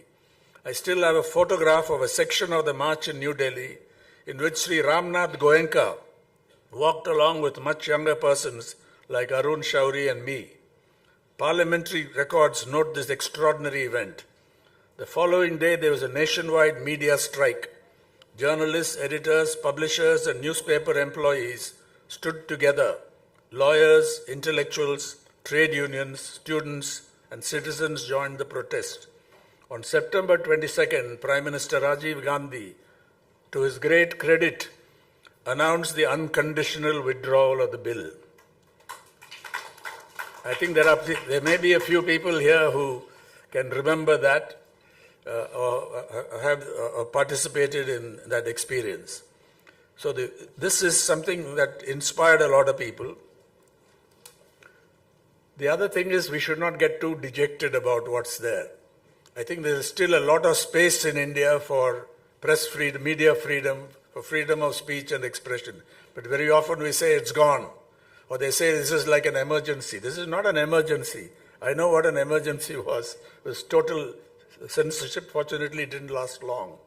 There are vast spaces and there is also resistance. An independent and vigorous press in a country and a population as vast and diverse as ours is inherently pluralistic. This diversity and pluralism make it difficult, if not impossible, for the state to control the media unless it chooses to surrender its independence for whatever motive or reason. We see this now after the Cockroach Janata Party movement, the protest movements, the kind of free speech, sometimes even excesses unleashed on the social media, particularly Instagram or YouTube and so on, with the state, I'm talking about the union government, powerless to stop this enormous movement there. How long it will last, whether spontaneity alone can carry us forward is another matter. With apologies to the tribe of British journalists, several of whom are excellent professionals, I would like to quote these lines written in 1930 by the English poet and writer Humbert Woolf. You cannot hope to bribe or twist, thank God, the British journalist, but seeing what the man will do unbribed, there is no occasion to. So I think this brings us to the final point that the Federation of Press Clubs in India can become an important player. Imagine a national network capable of responding immediately when a journalist is threatened anywhere in India, in any state. the Federation can develop a quick-acting national journalist defense mechanism. It can document attacks on journalists the way Vivek Mukherjee has been doing, but I think it needs more support. Research needs funding, and more support is needed for independent research. So it can document attacks on journalists the way the New York-based Committee to Protect Journalists, I follow their work and data closely, has been documenting attacks on journalists from 1992.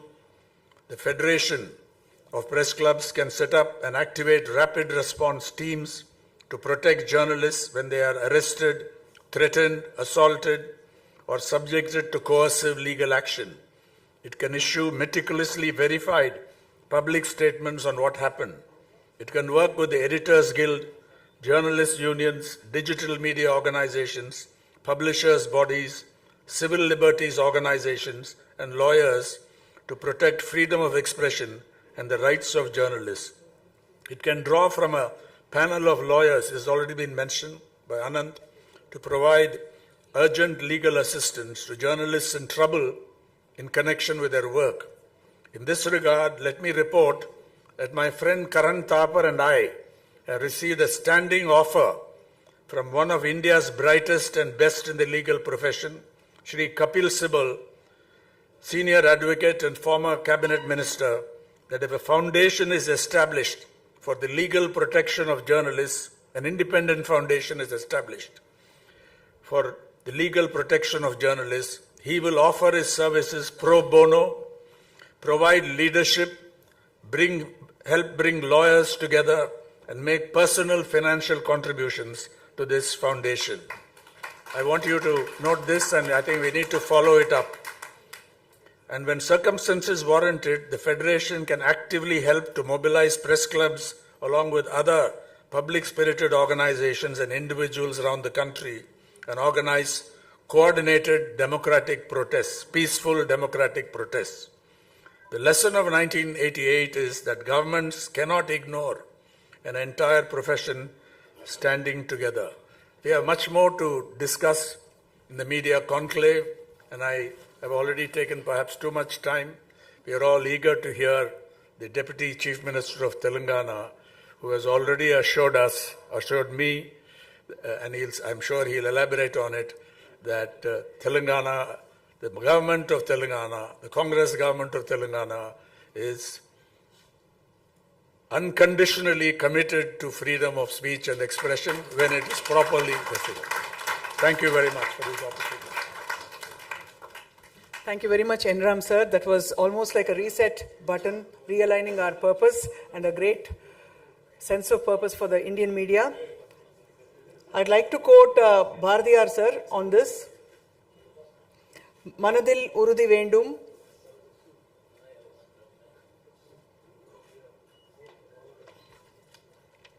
I'd like to quote Subramanya Bharati sir on this, sir. Manadil urudi vendum, vakinile inimai vendum, ninaivu nalladu vendum. Where there's determination and purpose in thought, I think everything is possible. Adakalathukkum Press Club Federation vendum.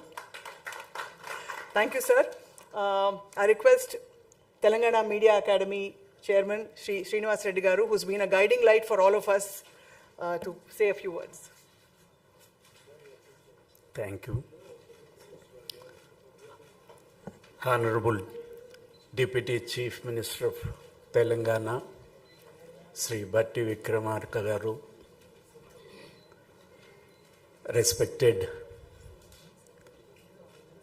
N. Ram, and also former Press Guild of India, President and Editor of Carbon, Mr. Nath, the Federation of Press Clubs of India, President Gautam Lahiri, Delhi Press Club of India President Sangeeta Barua, my friends Vijay, Ramesh, and distinguished friends, editors, and members of the Press Club.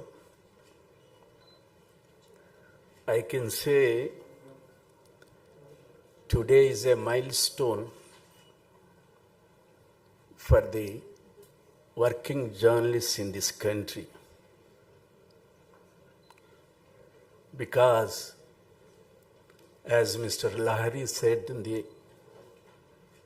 objective of the Federation of Press Clubs is to defend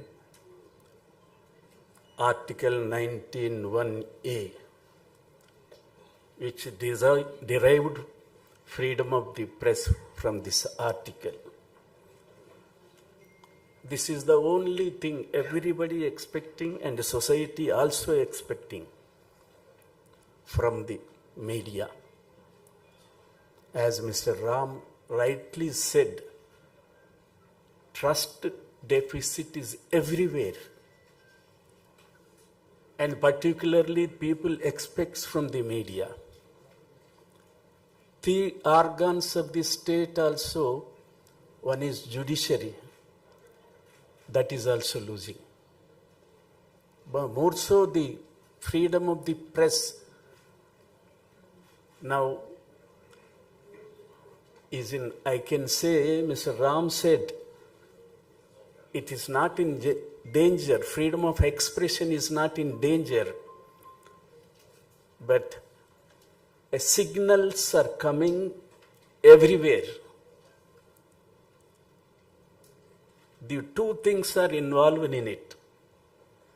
One is expression that controls authorities, governments. Expression of working journalists that controls media houses. Equally, apart from authorities, now the biggest danger for the freedom of expression is, one among them is from the corporate houses, where the deficit of tomorrow a good seminar is being organized by the organization. It will be discussed at length. A trust is weakening. A trust is weakening. మనలో విశ్వాసం సన్నగిల్లిపోతుంది. Media మీద, సొసైటీలో, ప్రజల్లో విశ్వాసం సన్నగిల్లిపోతుంది.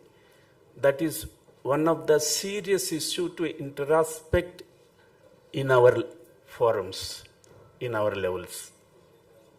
The second thing is, equally important is, now journalists lost everything, every protection by law. The Working Journalists Act enacted in 1955, later in 1958 Wage Act, that has been gone, a labor in the form of labor code scheme. Nowhere except definition, no mention of a protection for the working journalists, no mention of wages. Earlier there was wage boards. Last 15 years, no wage revision in this country. These are also the serious things to discuss and put before the country and people and authorities.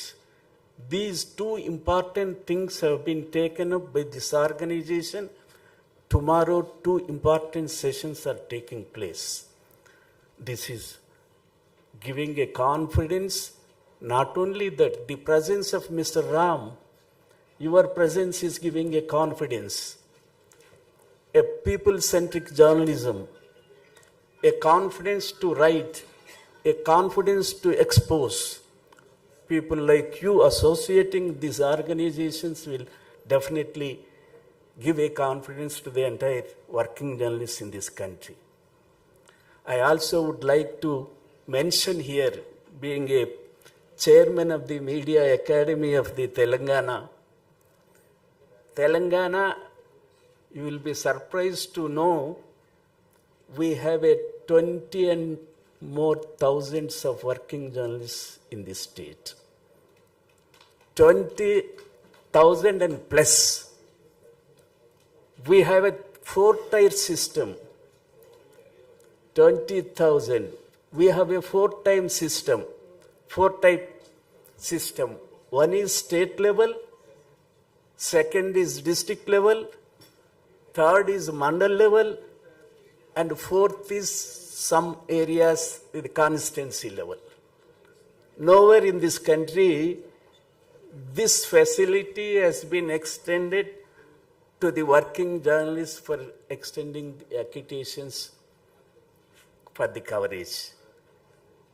And I'm also to say the government is contemplating shortly, I think, health benefits to the working journalists in the state, free health benefits to the state, and trying to sort out the housing problem. Our Deputy Chief Minister is here. He is one of the important personality for extending this facility to the working journalists in this state. Lastly, I appeal our Deputy Chief Minister. Our friends are here expecting some positive word for our press club premises. Hope you will do a positive statement. Thank you very much.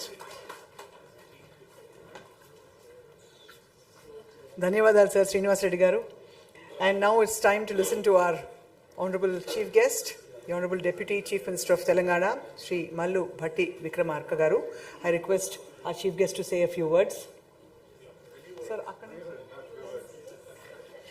many words.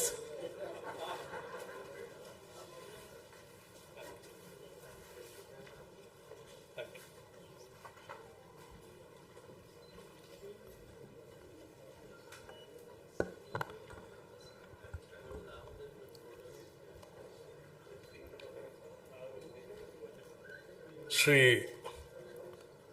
N. Ram Garu, Senior Journalist, former Chairman and former Editor-in-Chief, The Hindu. Shri K. Srinivas Reddy Garu, Chairman, Telangana Media Academy. Srimati Sangeeta Baru Pesharoti, President, Press Club of India. Sri Arantnath Garu, Editor, The Caravan and former President, Editor, Guilds of India. Sri Gautam Lahari Garu, Senior Journalist and Federation of Press Clubs. And Sri Vijay Kumar Reddy Garu, Organizing Representative and President of Press Club of Hyderabad. Sri Ramesh Garu, General Secretary, Press Club of Hyderabad,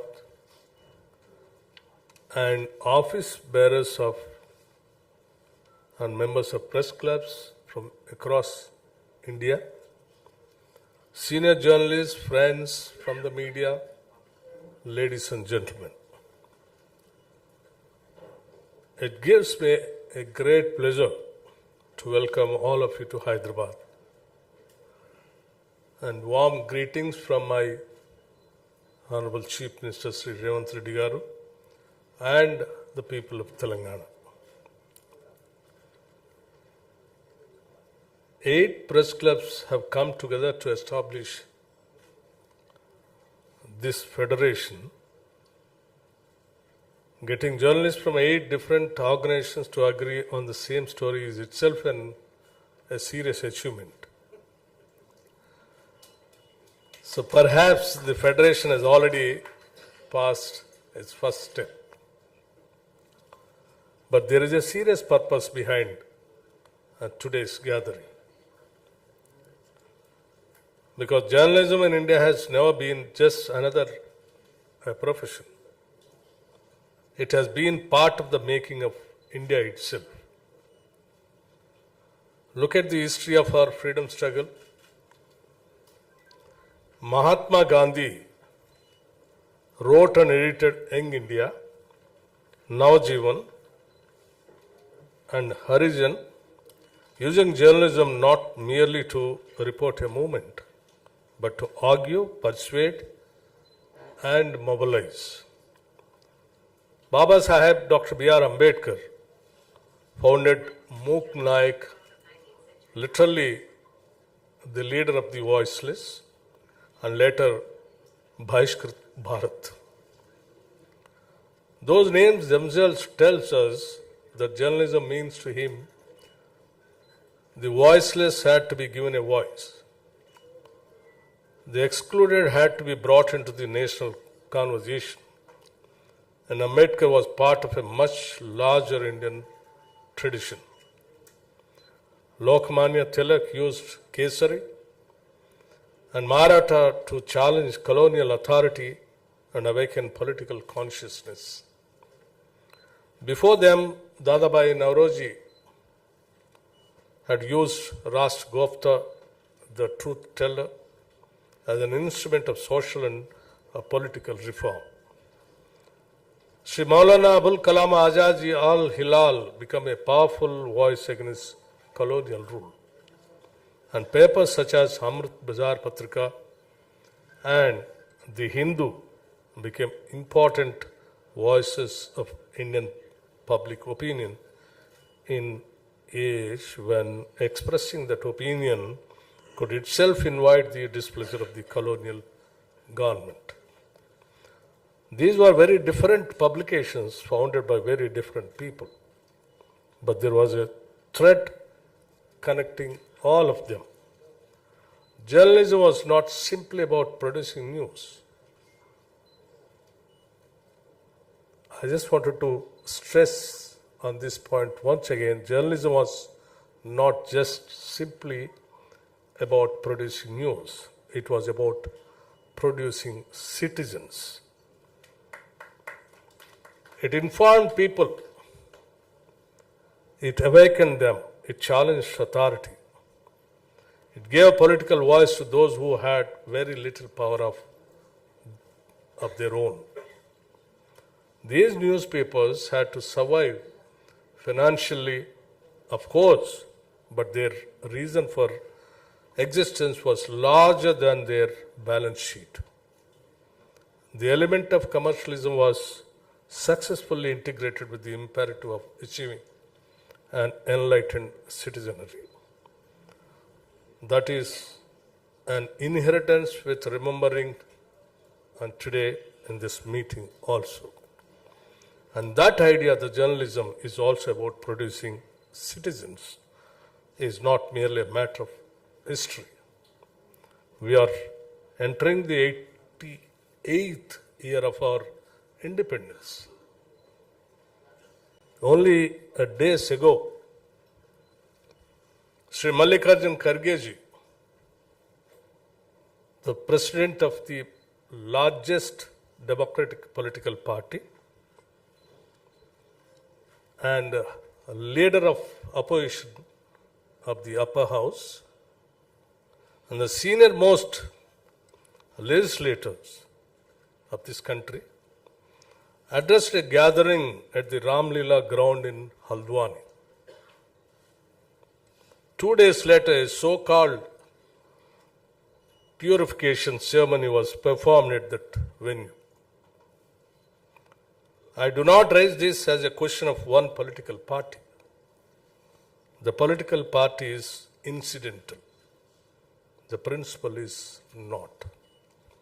Nearly 80 years after independence, when this happens, after a senior national leader has spoken at a public venue, surely it should provoke questions that cut across the party lines.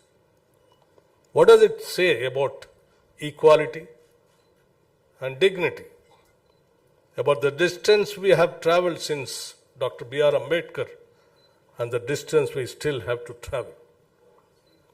The incident was reported, but journalism cannot always stop it at reporting just what happened. Sometimes journalism must also ask what it means. That was the tradition of the journalism, what we inherited.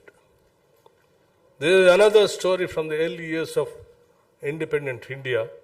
In 1948, Jawaharlal Nehru inaugurated Shankar's weeklies, founded by the great political cartoonist Shankar. Shankar caricatured Nehru relentlessly. Nehru's message to him was just 4 words: "Don't spare me, Shankar."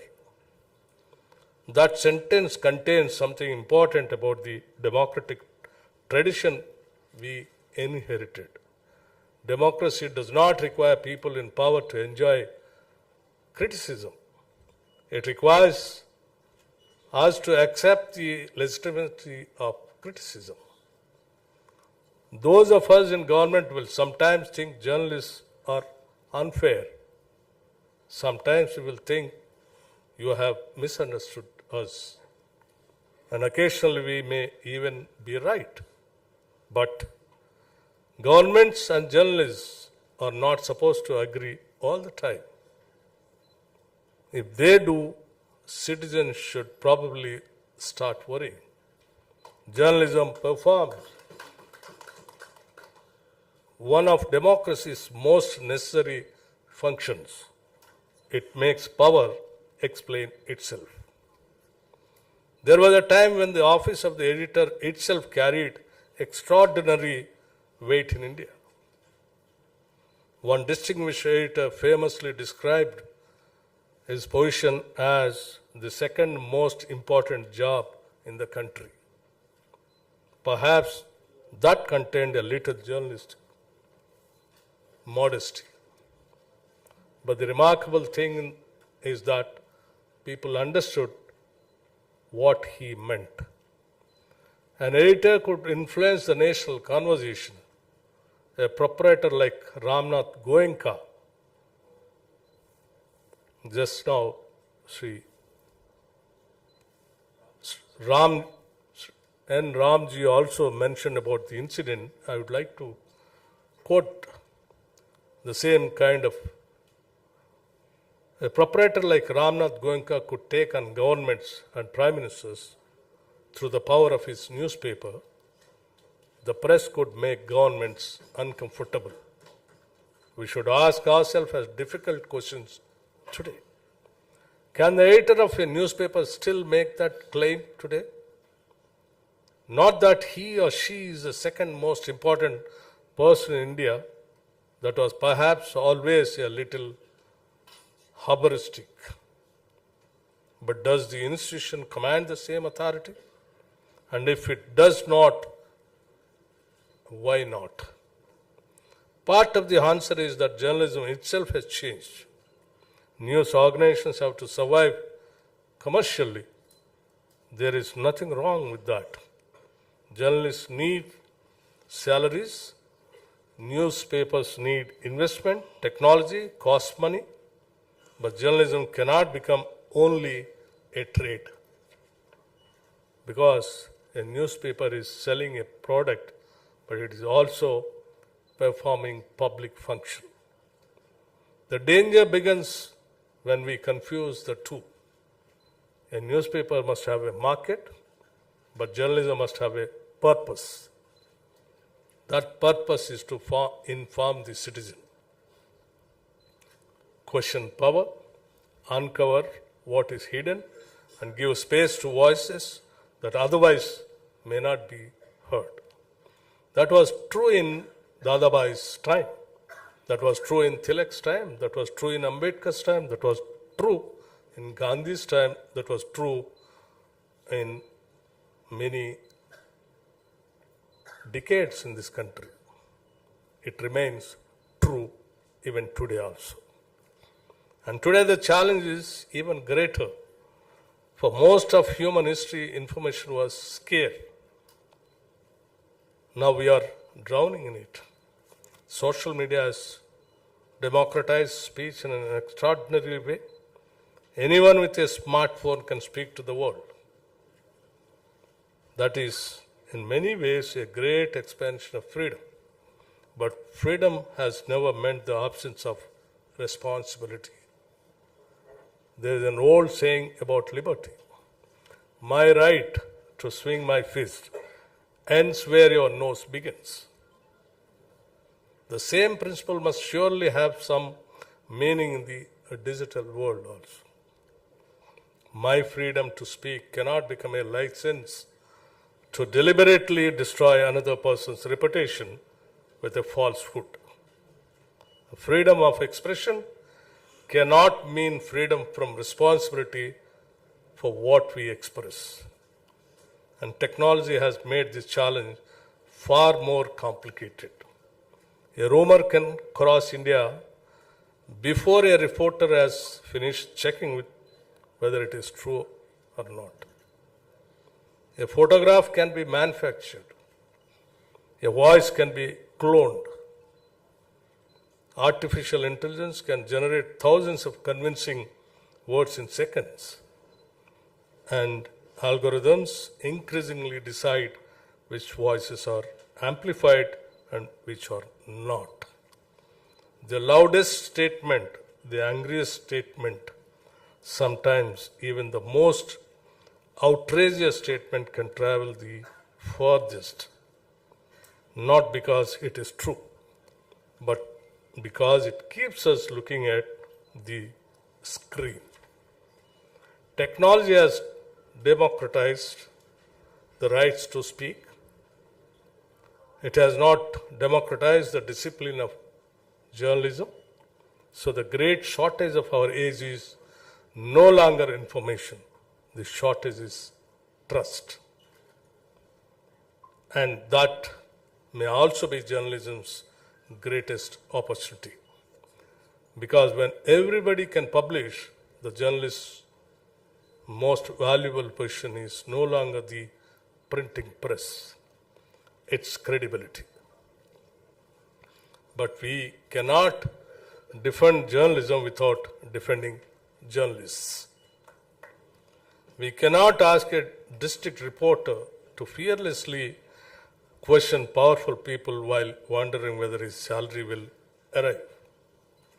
We cannot speak eloquently about press freedom while ignoring the safety, dignity, and working conditions of those who practice it. I am here, and also I am therefore glad that this federation has placed the welfare of and protection of journalists among its objectives. And I hope you will pay a particular attention to journalists outside our metropolitan centers. A reporter in a district or a small town is often the first person to tell government that a school teacher has no attendance and a school has no teacher. A hospital has no doctor, a scheme has failed, or a citizen has simply been forgotten. For a government prepared to listen. A good reporter is sometimes the best early warning system we have. Friends, technologies will change. Business models will change. Platforms will come and go. Governments certainly will come and go. But some things do not change. Power will always need scrutiny. Citizens will always need facts. And democracy will always need people willing to ask uncomfortable questions. So my request to this new federation is, do not merely become another organization. Become an institution. Defend journalists, defend professional standards, and defend journalism as something more than a commercial enterprise. Nearly 8 decades ago, Nehru told a cartoonist, which I have already mentioned, and again I would like to mention it again, don't spare me Shankar. Perhaps that remains a good compact between journalism and public life.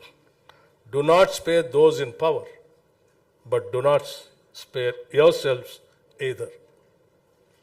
Hold us to account, hold yourselves to your standards, and let the citizen be the beneficiary of a truth. The both.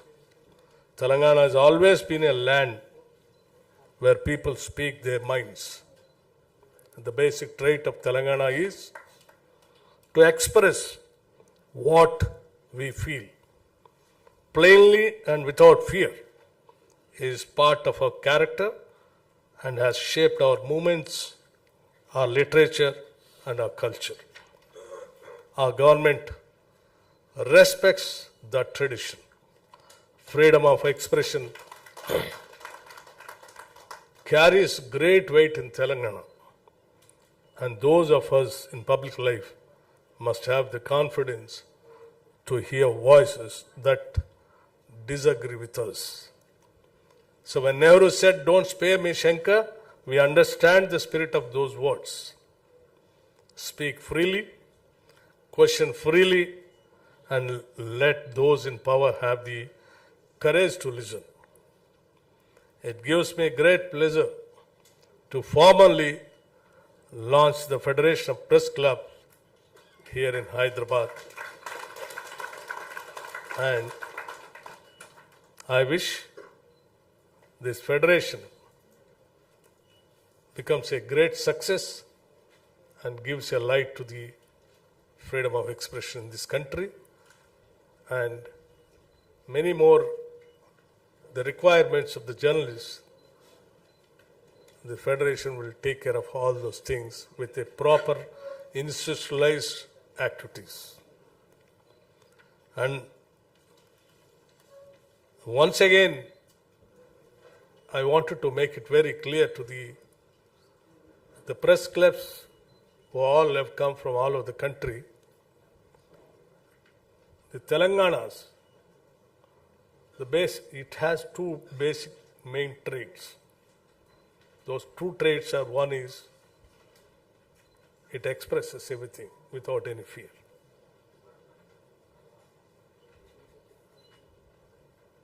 And the second trait is it believes in hosting. It loves to host the guests. And we always practice that. And we believe it, and we continue that. And the Press Club of Hyderabad, I appreciate for taking the initiative of inviting all the press clubs to this city and conducting this meeting. And definitely this government, on behalf of my Chief Minister and the entire cabinet, we assure you the freedom of expression is maintained, and it will be maintained. And another request, while Srinivas Reddy was speaking, he made a small request about the land allotment to the Press Club of Hyderabad. Yes, we have already received the representation and it is under examination, and I can definitely assure you here the government will positively consider it at the earliest, and we'll see to that, our press club, Hyderabad Press Club, is going to be a model press club for this country. Thank you very much, sir. And Jai Hind and Jai Telangana.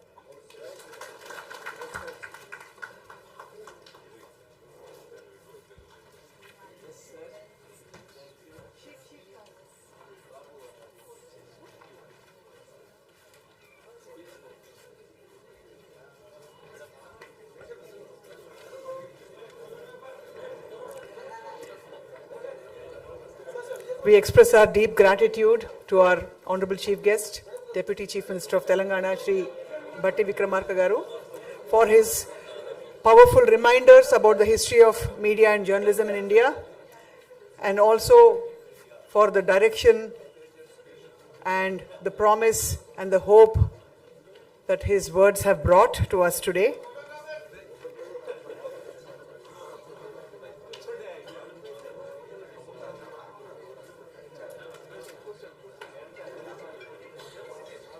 I request everyone to please be seated because we are yet to conclude the program. We have a few more events happening. There was a World Photography Day contest that was conducted by the Press Club Hyderabad, and we are about to give away the prizes to all the winners. May I call all the winners of the photography contest? I'd like to start with the consolation prizes.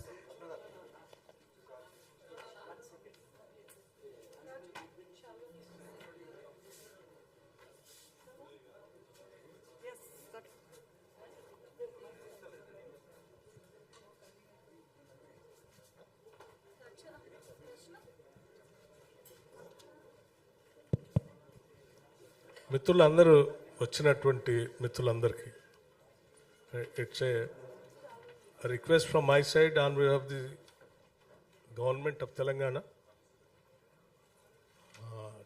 Please do come for the evening dinner which has been hosted by the state government, honoring all the press clubs which all have come all over the country. Where at Praja Bhavan in the evening, 7:30 onwards. Would like to respond, sir? Yeah. No, it is. What can we say? We are overwhelmed by I fully agree with every word, every nuance, every implication of what the Deputy CM, the Honorable Deputy CM has said. He has spent a lot of time here. We have imposed quite a lengthy session on him, and there is more this evening. So this should not become an endangered species, this kind of government. So I'm very happy. So on behalf of everyone here, on behalf of the President of the Federation, I don't know if I should arrogate to myself that, okay.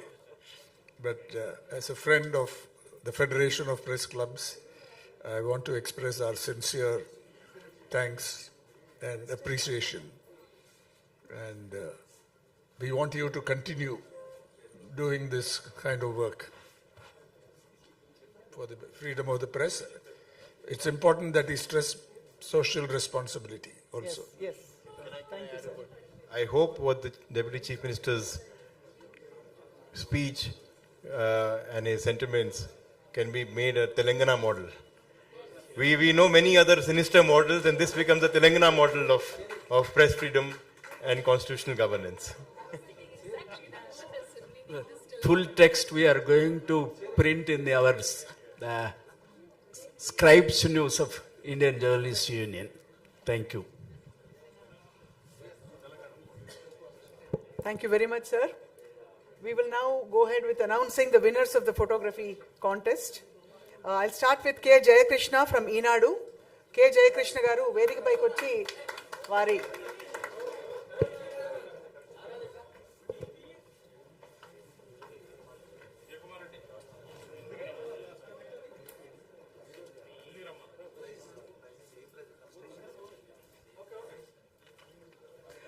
K Jayakrishna గారు ఈనాడు హైదరాబాద్ నుంచి consolation praise అందుకుంటున్నారు.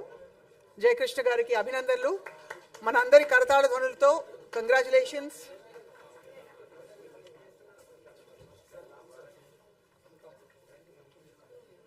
వంద మాటలు చెప్పలేని ఒక్క చిత్రం చెప్పేస్తుంది అంటారు. So one photograph can capture what a million words may not be able to. Hence this photography contest holds a great significance. Congratulations to all the winners. K. Jayakrishna from Eenadu I'd like to invite K. Durga Rao from the Deccan Chronicle, Hyderabad.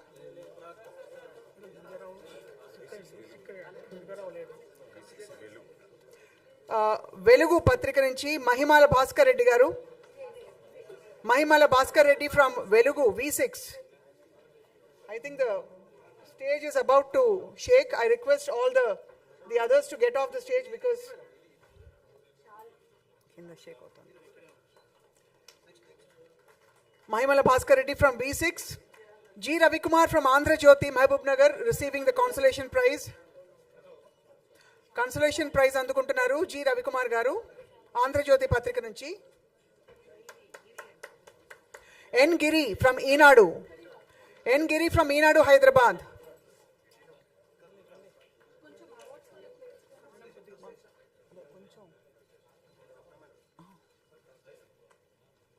N. Giri from Eenadu, Hyderabad, consolation prize అందుకుంటున్నారు. అలాగే K. Satish గారు సాక్షి దినపత్రిక నుంచి సిద్దిపేట నుంచి K. Satish, request you to please come on to the stage.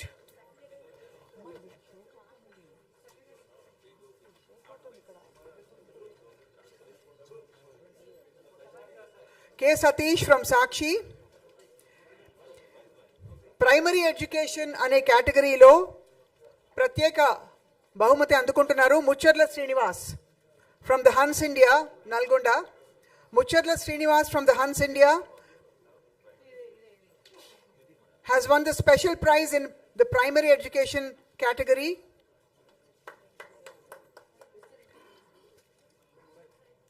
And now I'm about to announce the third prize in this photography contest. A big round of applause for B. Gopi. Of course, all the winners, but B. Gopi from Namaste Telangana, Mahbub Nagar. B. Gopi Ravali Vedik Mediki.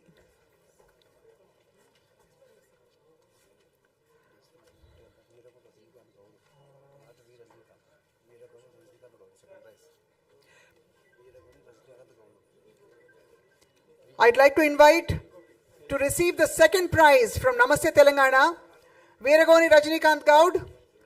Veeragoni Rajnikant Gaud, రెండో బహుమతి అందుకుంటున్నారు నమస్తే తెలంగాణ దినపత్రిక నుంచి.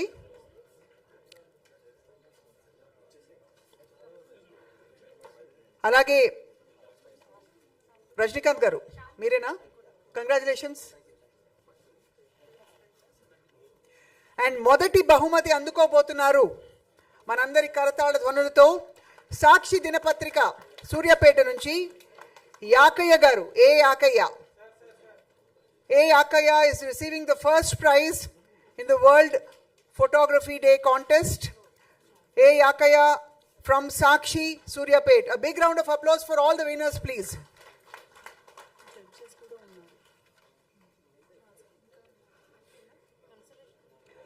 ఇవాల్టి ఈ photography contest విజేతలకి జడ్జెస్గా వ్యవహరించిన వారు కేశవులు గారు. అందరికీ సుపరిచిత ఫోటోగ్రాఫర్ ఈనాడు నుండి కేశవుల్ గారు వేదిక మీదకి రావాలని కోరుతున్నాం.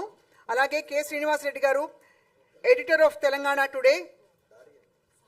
అలాగే వసంత్ కుమార్ గారు ఈనాడు ఫోటోగ్రాఫర్గా ఉన్నారు. జడ్జెస్ని సాధారణంగా వేదికపైకి ఆహ్వానిస్తున్నాం, వారిని సత్కరించుకోబోతున్నాం.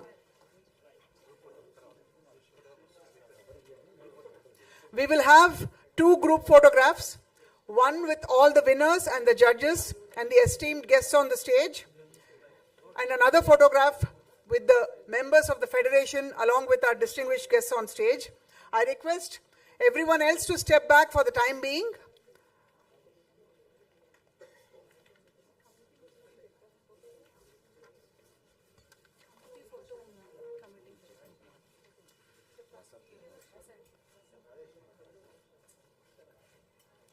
A. Yakai garu from Sakshi, first prize అందుకున్నారు. వసంత్ గారు ఈనాడు ఫోటోగ్రాఫర్గా, వసంత్ కుమార్ గారు జడ్జిగా వ్యవహరించారు. వారికి ధన్యవాదాలు చెప్తూ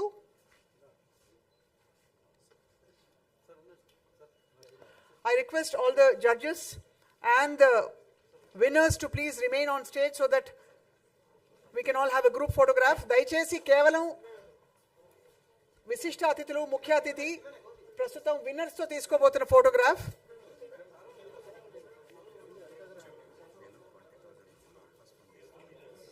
అలాగే వసంత్ కుమార్ గారు, విజయ్ కుమార్ గారు, మీ దృష్టికి ఒక విషయం తీసుకొస్తున్నాం. వసంత్ కుమార్ గారు 20,000 రూపాయల కార్పస్ ఫండ్ ఇవ్వబోతున్నారు హైదరాబాద్ ప్రెస్ క్లబ్కి. ఒక కరతాళ ధ్వనులతో అందరూ అభినందనలు తెలుపుతాం. Mister Vasant Kumar has just donated 20,000 rupees to the Press Club Hyderabad to be part of the corpus fund.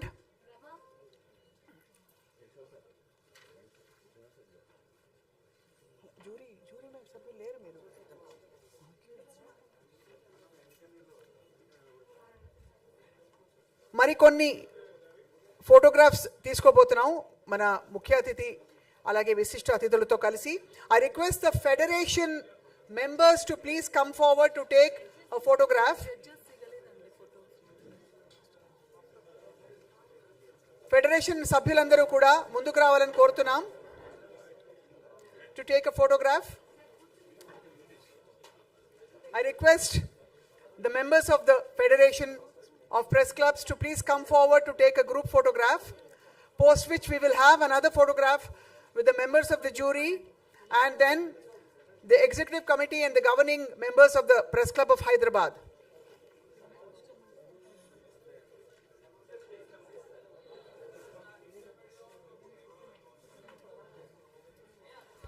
May I request all our guests on stage to please step back and sit in their chairs so that the rest of the people taking photograph can stand behind.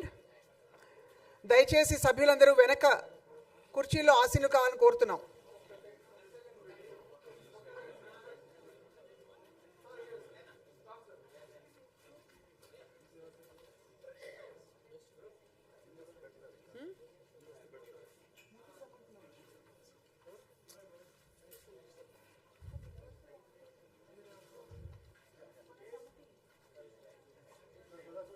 I request the Honorable Chief Guest to please be seated. I request our distinguished guests to please take a seat so that we may all take another photograph.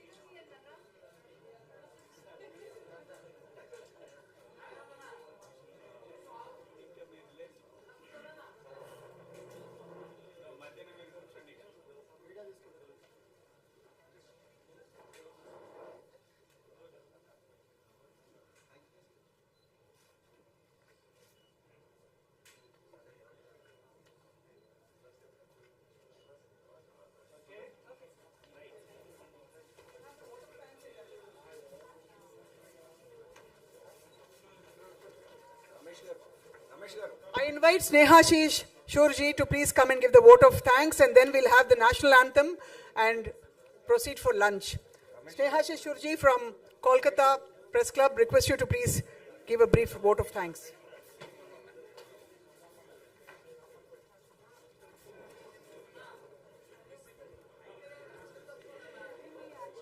Most respected Sri Malluwati Vikramankaji, the Honorable Deputy Chief Minister, and the guardian of contemporary Indian journalism, Sri N. Ram, Srinivasa Garu, the chairman of the Telangana Media Academy, and all others on the dais, and my esteemed colleagues in the media fraternity. I know it's very difficult at the fag end of the day when lunch is waiting to have a prolonged vote of thanks. But I'd be failing in my duty if I do not say that I envy the journalist of this place for having such a friendly Deputy Chief Minister who assures all support to the journalists. Not only that he has been here for a long time and he has supported the commencement of this federation, but the speech depicted not only the legacy and history of journalism since independence, but the contemporary media situation, the benchmark the Indian media has to maintain, and to maintain that, what is required to be the journalist, which is the most unorganized sector. So from the bottom of my heart and for everyone in the media fraternity of our country, we can say that we thank you for being so explicitly supporting the cause of journalism and the cause of journalists. As I said, we have with us the guardian of contemporary Indian journalism, none other than N. Ram. It would be my foolishness to qualify who he is, but we all know what he is. His mere presence makes everything different, gives a different dimension when he is there for a cause. It is not his mere presence that he has been speaking since last evening. You can understand his involvement because he's seeing a light at a situation when the light needs to be there with this federation. Sir, as a senior media person, editor, manager, and what else, and a crusader of freedom of speech and expression and freedom of press, I have no audacity to thank you, but we feel that we all are fortunate, those who have been dreamt for this federation and who have come all the ways from various press clubs to make a dream into a reality. And at this juncture, when we have a person like you standing behind us, standing beside us, then we are reassured that we are working for a cause, and the cause is right. Your presence has meant this. You have heard a very young former president of Editors Guild. See, the Editors Guild is a very, very important organization. And you have seen, Anand, that how explicitly he has mapped the reasons for which the journalists need to be united today. And one of the major causes the Federation of Press Clubs has taken to continue. Anand, as usual, you have been a great inspiration, not as an editor who sits somewhere, but an editor who is doing the data and mapping all the stories and all the stories in his fingertips. It's again a reassurance. I cannot thank Gautam Da. Again, it's very difficult for me. Knowing him for a long time, he is a member of the Press Club of Kolkata, for which we all are proud. And this is a case which he had been spearheading for a long time. And today, the launch has taken place. But the way the launch has been done, I think not only him, all of us who have come from all over the country are now entrusted with a greater job and responsibility. It is not a name that we are an apex body and a national body, but the kind of aspirations and the responsibilities which has been enthroned under the leadership of Sri Gautam Lahiri, I think we all will try to make it into a reality. Sangeeta, again as a cliched term, that the first lady president of the Press Club of India, but again a person where we talk much on the presence or the gender equality and the presence of the ladies in the forefront of journalism, not only in the air-conditioned newsrooms, but in the forefront. But again, the support the Press Club of India, that is, we all consider that that's our club. I don't know why this feeling is there for the journalists from across the country. Whoever goes to Delhi goes to the club, and we feel quite comfortable. And for this cause also, she has come forward. I cannot thank enough Srinivas Garu. Not only that, he is an eminent journalist. His presence has again given a different dimension. He has fought and he is fighting for the cause of journalism and cause of journalists. So when we have this kind of like-minded people who are thinking ahead for the cause of journalism and the journalists both, I think our effort becomes easier. Sir, the way you are heading the academy, we have a lot of hope, and we think that for our all academic and other activities, we'll get the support of the academy. Vijay Garu and Ramesh Garu. Vijay Garu speaks less, but we know what he can do. I have no hesitation in saying, not only on my own behalf and on behalf of each and every one of us who have come from outside, and I believe I can also speak on your behalf, the way it is meticulously organized by Vijay Garu and Ramesh Garu, I think all of us need to see and learn that journalism also does not confide into the writing or speaking or presenting something, doing something and doing something meticulously. One has to be great organizers to fight for a cause, and I think you have a great team. I thank all the presidents, secretaries, and the former secretaries of the Press Club of India who have come all the way for a cause. And I think it's not only another conference or a seminar or a meeting where we are taken care of well, but we'll try to make it a serious effort when it comes to the responsibility and the future aspirations. You see, everywhere we know the journalists are very busy. They don't come in these kind of programs. Last evening and today, this could have happened without the presence of the local journalists. I'm overwhelmed to see such a number of senior and young journalists and photojournalists have come to make this historic occasion a momentous. Your mere presence gives us confidence and support.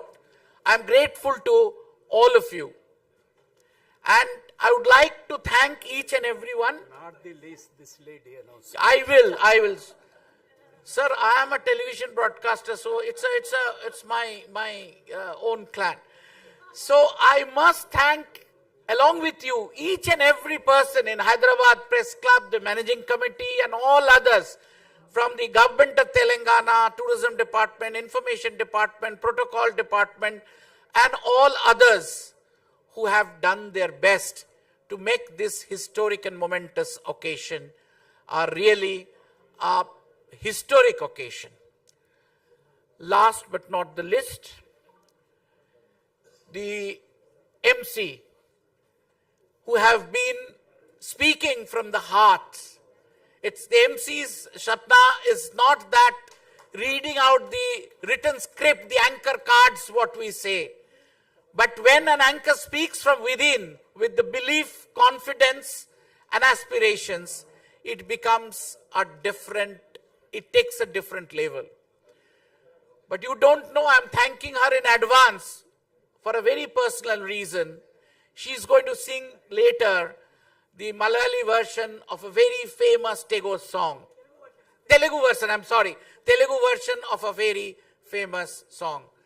I know there should be a word limit and time limit for the journalists, and I think I have encroached because I have been a little bit sentimental because I have been with this cause for a long time, but I must end.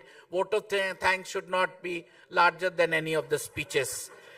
Nenu hridaya purvankaga dhanyavadalu. Request you all to rise for the national anthem, please.